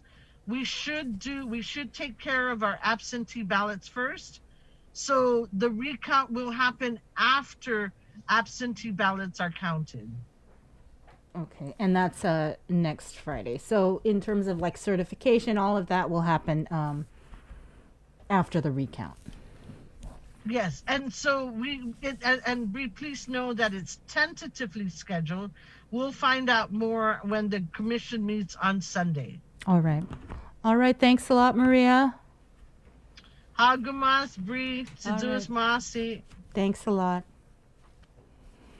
All right, in-office absentee voting continues at the Guam Election Commission. It's 9 to, I believe, 6, Monday through Friday up until tomorrow, over at the Guam Election Commission's office in the GCIC building in Hagåtña. For more information, you can call 477-9791 or go to gec.guam.gov. There's no appointments necessary to participate in the runoff election. What you do need to do is bring a black pen. You need to wear a mask, and you need to practice social distancing. I was just wondering, like I was thinking, because I asked Maria in the weeks leading up to the election, are pens going to be any more accurate than pencils? I'm wondering now, because people, Maria said, we do prefer, for purposes of accuracy, black rather than blue, and certainly not red ink. But I wonder, you've got ballpoint pens, you've got the jelly rolls, you've got like all the different like types of pens and everything like that. But bring your own pens, people. That is key. And like she said, if you want to make sure your vote counts and everything like that, try and get a black pen. Right. Already, there's 2,300 people that have already BYOP. BYOP. Bring your own pen. All right. Well, we're gonna show you how. Oh, Joseph said BYOB. Bring your own ballpoint pen. We're going to show you how to vote after the break, because Chris Barnett, he went on location earlier this week. Yep. So we'll have that after the break. GU Self-Storage, conveniently located near the Harmon McDonald's. We offer affordable rates, online payments, and auto bill pay for your convenience. Plus gate access daily from 6 a.m. to 9 p.m. Call us today at 648-7867 for more information.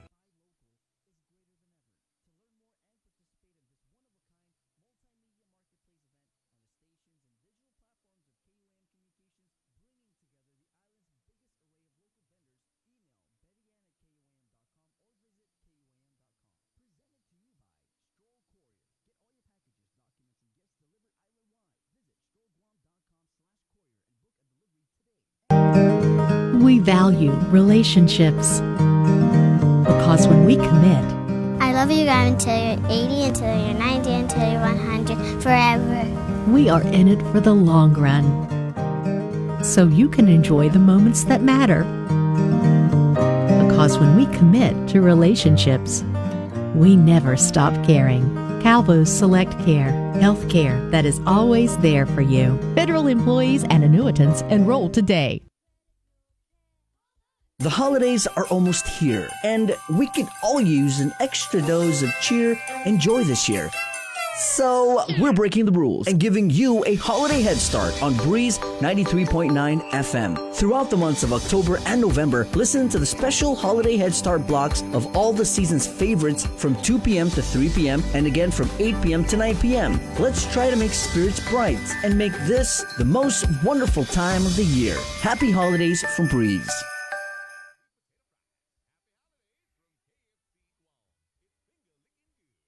Uproar Race to 21 Challenge. 2020 is one year we can't wait to put in the rearview mirror. So lace up, get ready, set, and run to 21 with the Guam Rona Challenge. Join the virtual challenge starting now through December 30th. Welcome back to The Link. It is 9:31 in the morning. Chase? And you know what? There is another election going on. Okay, so if you got really, really into the election and then you cast your vote, you were super happy and went to sleep for the last, 5 days? FYI, the runoff election is happening, and that's happening next Tuesday, Bree, on the 17th, and that will be between incumbent Michael Sinicolas and 2-term, I believe. We should know. For Dr. Robert Underwood, No, it's former 5-term. 5-term, I sorry, believe. but 5-term congressional. I should know that. 2-term, my gosh. No. 5-term. Well, I think he had two concurrently, but 5-term. Thank you. And Doc's probably going to let me know about that. But there will be a runoff election to determine who will represent us in the nation's capital in Washington, D.C. So you need to go and make your vote again. You just heard from Maria Pangilinan before the commercial break. She detailed all the different ways that the GEC is making it safe, swift, enjoyable, and healthy. And safe. And safe. Safe and safe. We can never say safe enough because key word there. Safe. Yeah, that is on people's minds and everything like that. But you know who actually cast his vote already? Because he was just chomping at the bit. Chris. He did that, and he actually wanted to document his experience in voting at the GEC in the special runoff election for you. And here is what happened. Here at the GCIC building at Hagåtña, where runoff voting for congressional delegate is already underway. When you come up here to vote, voting's on the 3rd floor. They're going to do a temperature check right outside the building, and so let's go ahead. Check my temperature, see how hot I am. All right, sir. 95.5. 95.5. Wow, that's pretty cool, actually. And then from here, we're going to go on up to the where? 3rd floor. 3rd floor, okay. Yes, sir. Thank you. Okay, so the Guam Election Commission does their temperature check outside, and then additional layers of security inside the GCIC building, where they have this place, wrist, or forehead. Okay, here we go. 97.8. Wow, so it's a... Oh, we do the wrist or the... Okay, sorry. 97.5. I'm about to put my foot up there. I don't even know where the hell to get scanned here. There's a little hand sanitizer there. The voting in GCIC building, it's going to be done on the 3rd floor. So we're going to get in the elevator and head on up. Okay. Hey, in my opinion on hand sanitizer, the more the merrier. So they actually have some here in the elevator. All right, so go ahead and lather up. Safety first, guys. Yeah, okay. It's deja vu all over again. I feel like we're just here for the primary and the general. Of course, this time, here to vote for the runoff election for Washington delegate to Congress. And just to be clear right off the bat, you can only vote in the runoff election if you are eligible to vote in the general election? Yes, that is correct. Voters who are eligible in the general election can vote in this runoff election. All right, because in the few minutes we're sitting here, we did see a couple people come up and think they could just register to vote today to vote in the runoff election. No, I'm sorry. The rolls are closed for the runoff election. All right, so tell us a little bit about the process here on the 3rd floor at the GCIC building. Sure. As the voter comes in, they're going to get into the line. We are only doing walk-ins at the moment. We all ask them to please bring their ID. As you go in, they're going to process you. You're going to fill out your absentee application and your affidavit form. And then as soon as they're done, we'll give you your ballot and you can vote. All right, so just if you could just run through the hours and what's going to happen on the actual runoff election day too. Sure. So right now the voting period for the runoff election, it runs Monday to Friday from 9 a.m. to 6 p.m. On Saturday from 9 to 4. And then on Monday, November 16th, we're going to be running from 9 to 12 p.m. And then, of course, Tuesday will be election day, where the voters can go out to their respective polling places and cast their ballots there. All right, so it's runoff election for Washington delegate to Congress. All of the regular polling places will be open, the ones we saw in the general election? That is correct. Yeah, voting begins from 7 a.m. to 8 p.m. All right, there you go, Tom GEC. Thank you, Air Rock. Way to go.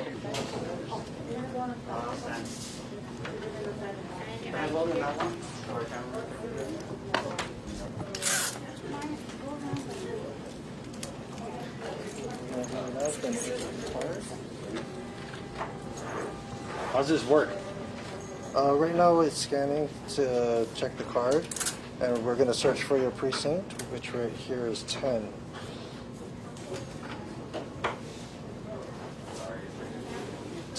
So we're going to verify your precinct 10, ballot style 10, and your precinct here on the envelope is 10. Okay.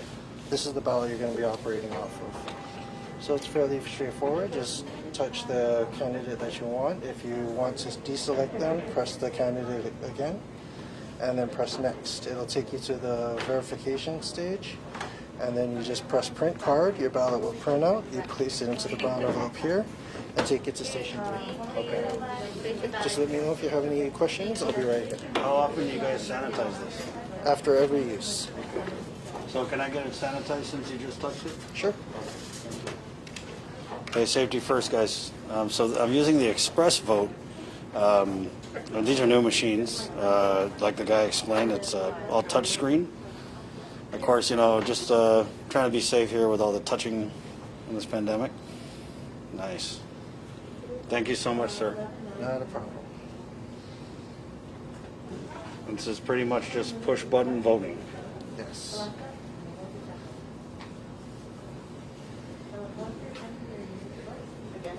Thank you so much. So I just go in and I close the curtain? Yes, I'll use All the right, card. thank you. All right, a little bit of a tight squeeze in here. I think I need the double XL curtain. Okay, here we go. So I'm guessing in this Express Vote, writing in is not an option.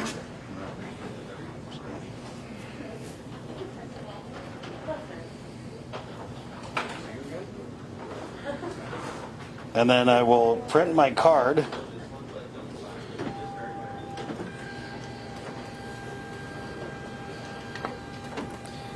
And now what's happening is they're printing the ballot here. I'll go ahead and open it so you guys can see. Yep, right there, my card has been printed. All right, and then I think I'm gonna place the card into the scanner or ballot box. Okay, so I'm gonna put that in there.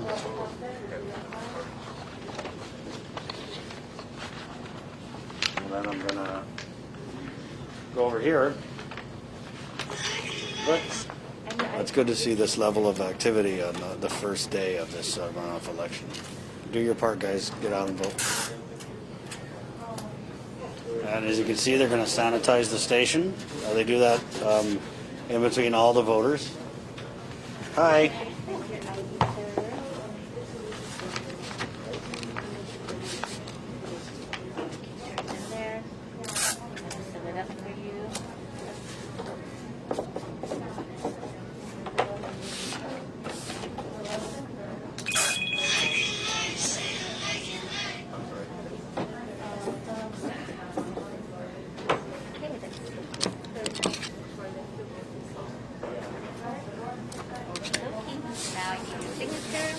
All right.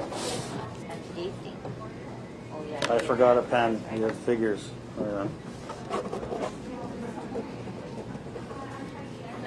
Oh, okay. Thank you. One moment. Yeah, guys, bring your blue pen, by the way. Or black. Or black. Yeah, black pens actually is what the machines read the black pens easier. Black pens matter.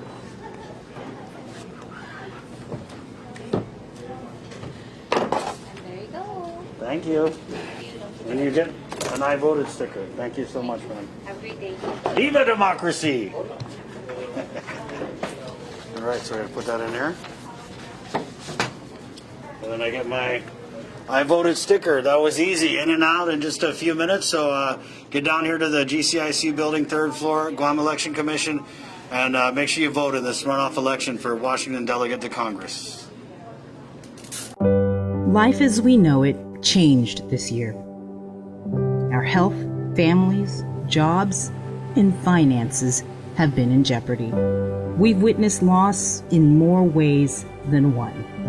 And at a time when nothing could be more comforting than coming together to fill this loss, share the love, and lean on each other for support, we've been asked to stay apart for our own safety. This year on Giving Tuesday, the need will be greater than ever, but we'll also face more obstacles than ever in spreading love, kindness, and generosity to those who need it most. So we're challenging you, yes, all of you Guam, to help create a wave of generosity like we have never seen before. We can all do it. Small acts, big acts, businesses, schools, churches, clubs, men, women, children. Let's do this. Giving Tuesday is this December 1st. What will you do?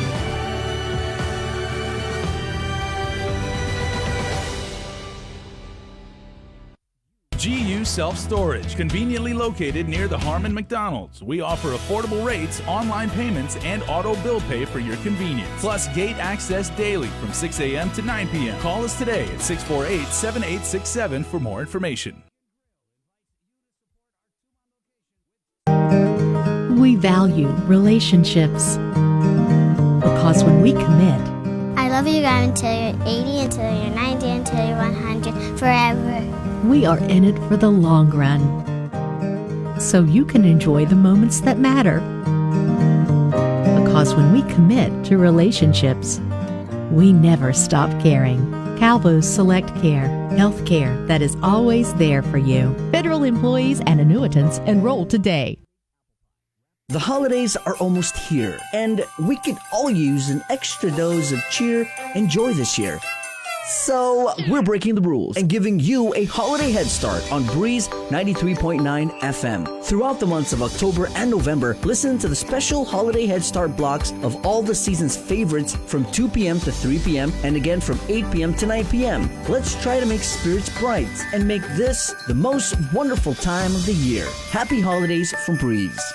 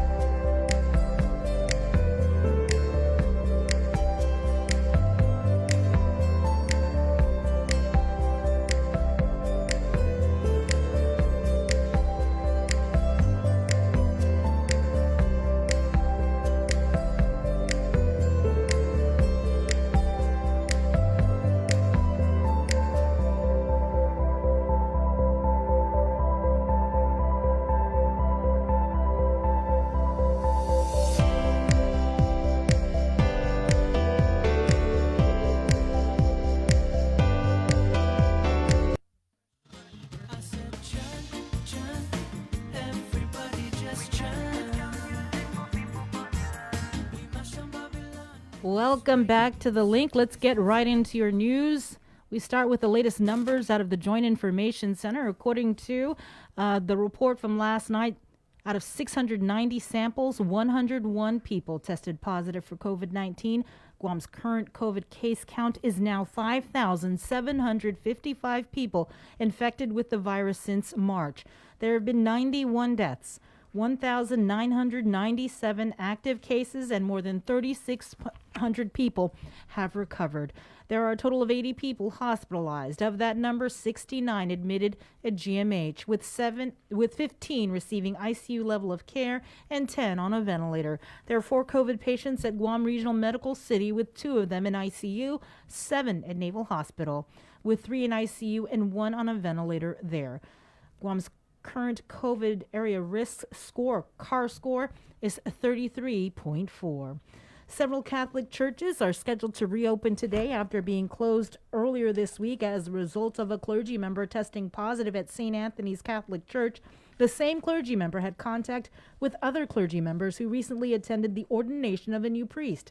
The churches were closed to allow for sanitization and disinfection. They were Our Lady of Purification in Maina, Assumption of Our Lady in Pidi, Our Lady of Guadalupe in Santa Rita, Immaculate Heart of Mary in Totu, and Our Lady of Lourdes in Jigo. For the schedule of openings, go to KUAM.com. And with more news, here is Peter Santos.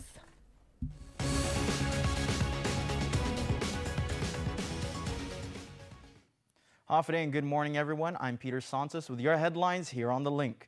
The Department of Corrections is battling to control the spread of COVID in the Mangilao compound, as now more than 60 inmates and detainees have tested positive for the virus. DOC Director Joe Carbolito says it was only a matter of time that COVID would break into the prison. This was expected. We've been expecting this from the very beginning of this pandemic.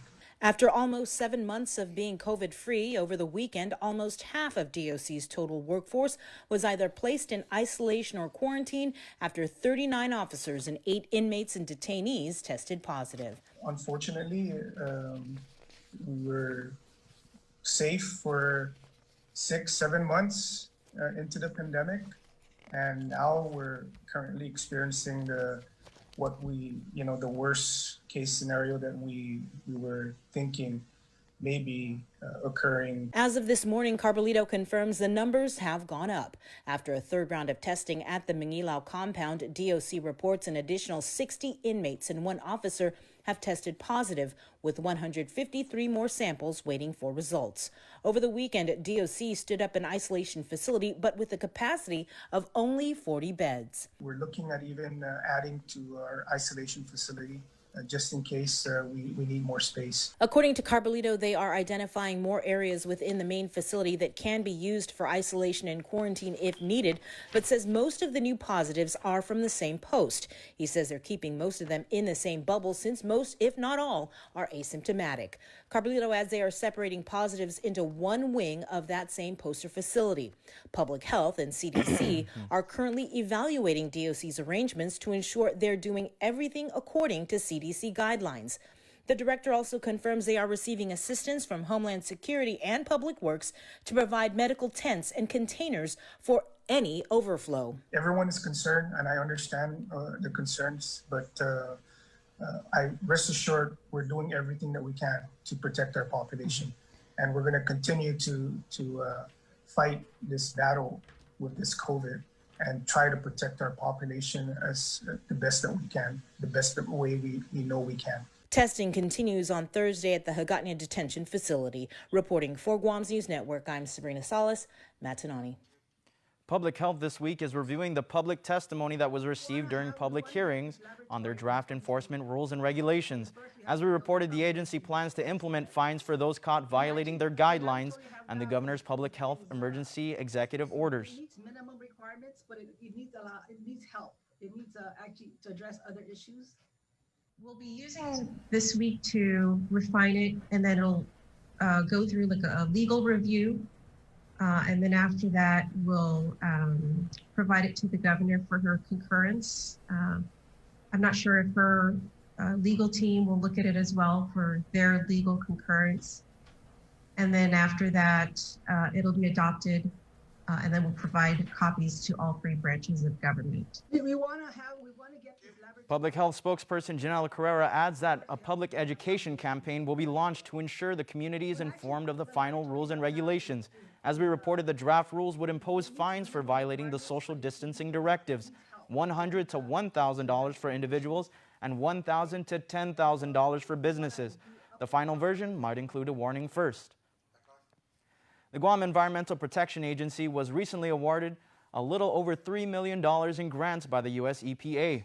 Guam EPA will use the funding to support environmental inspections, monitor the safety of drinking water and beaches, clean up contaminated sites, inspect fuel storage tanks, protect coral reefs, and respond to environmental emergencies. The funding will also enable GEPA to continue ongoing environmental programs, including ensuring access to potable drinking water for all Guam residents, reducing environmental and public health harm from unsafe handling of hazardous waste, and cleaning up contaminated sites for productive use, to name a few. That's the news for now. We'll see you all at 6.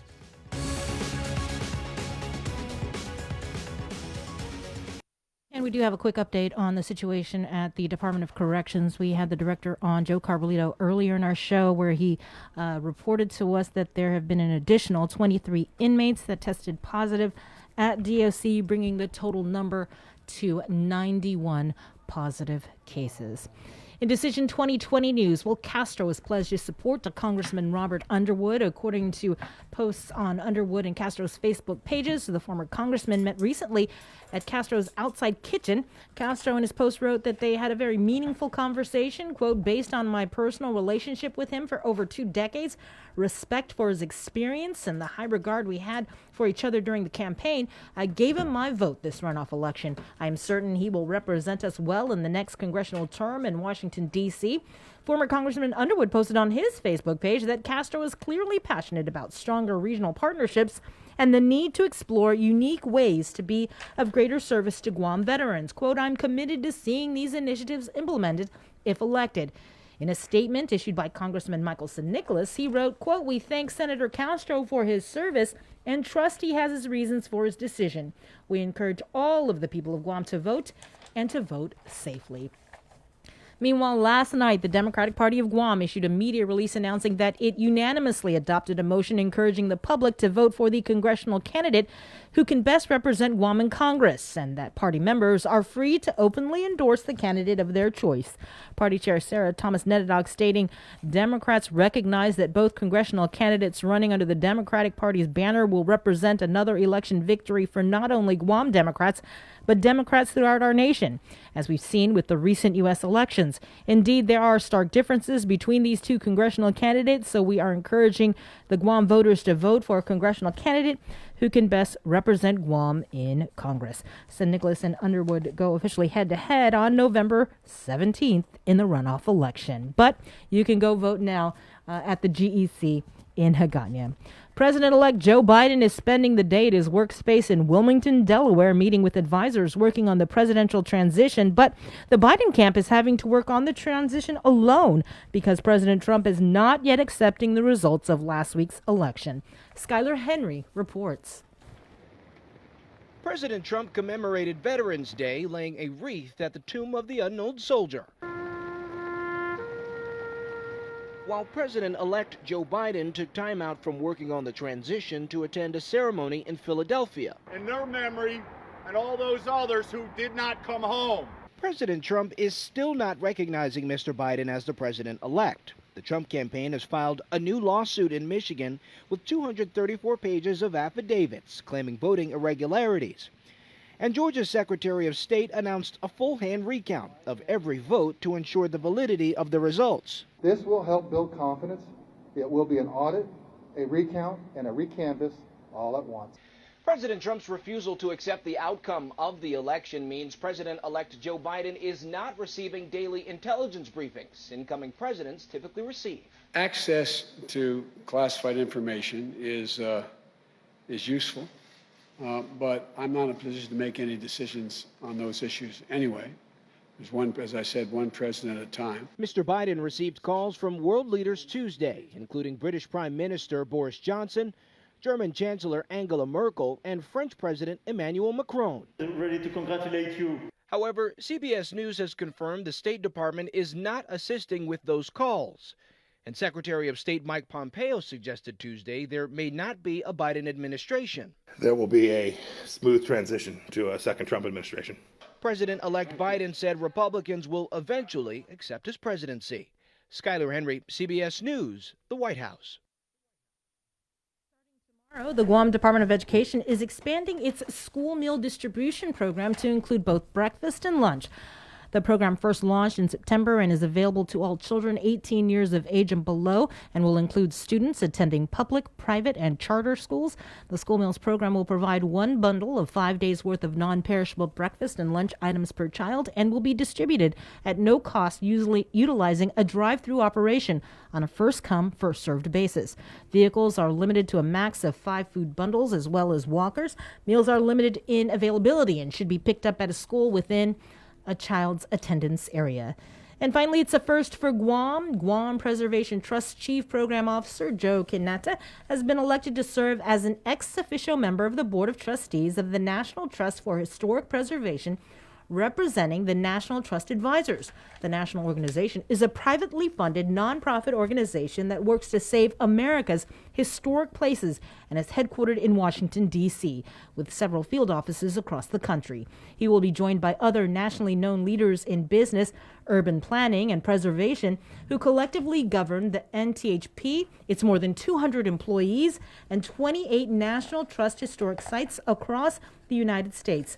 And Joe is no stranger to preservation and heritage advocacy issues. He is a leader with the Humatak Community Foundation, co-founder of the Asian and Pacific Islander Americans in Historic Preservation, member of the Advisory Council for the National Trust for Historic Preservation, and board member of the National Historic Preservation Partners Network. So he has a lot of experience. So congratulations, Joe. And that is your news. We'll wrap up our show after the break. GU Self-Storage, conveniently located near the Harmon McDonald's. We offer affordable rates, online payments, and auto bill pay for your convenience. Plus gate access daily from 6 a.m. to 9 p.m. Call us today at 648-7867 for more information. Thrive, a coalition for a drug-free Dededo, is an active partnership of community members and leaders committed to a vibrant, resilient, and empowered Dededo. It takes a village to raise healthy and drug-free youth. Thrive with us. Find us online or email thrive@westcare.com.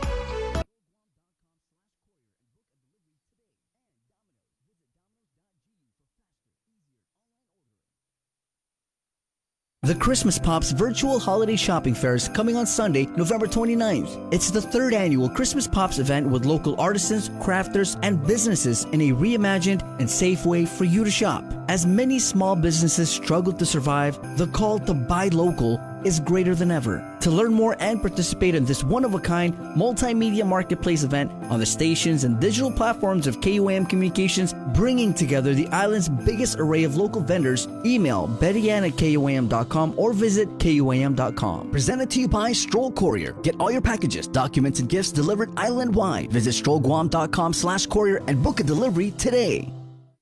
Uproar Race to 21 Challenge. 2020 is one year we can't wait to put in the rearview mirror. So lace up, get ready, set, and run to 21 with the Guam Rona Challenge. Join the virtual challenge starting now through December 31st. Go at your own pace and select from 100, 2, or the 300-mile challenge. To register, visit runtochallenge.com. Special thanks to KUAM Communications, Trench Challenge, and Kill Cliff. This is an Uproar event. Proceeds benefit the Special Olympics Guam. The holidays are almost here, and we could all use an extra dose of cheer and joy this year.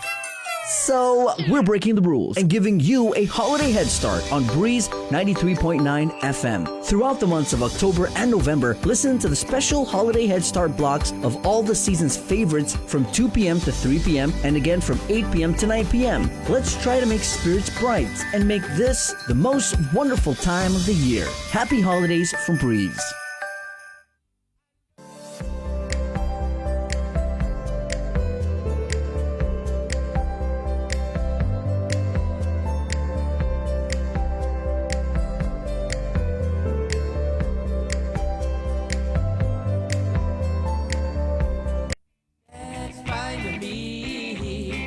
Gotta love Eric Borja.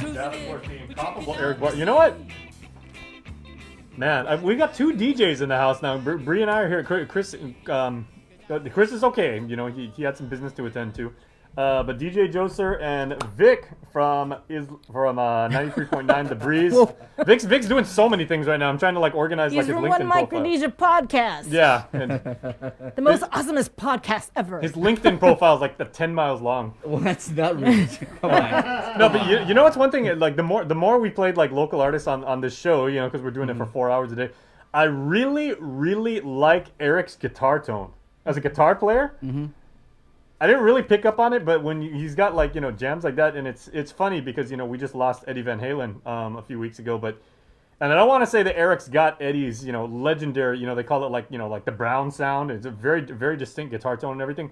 But Eric it's interesting because his guitar tone is very, very bright, and at the same time it's almost dirty, and that's a compliment.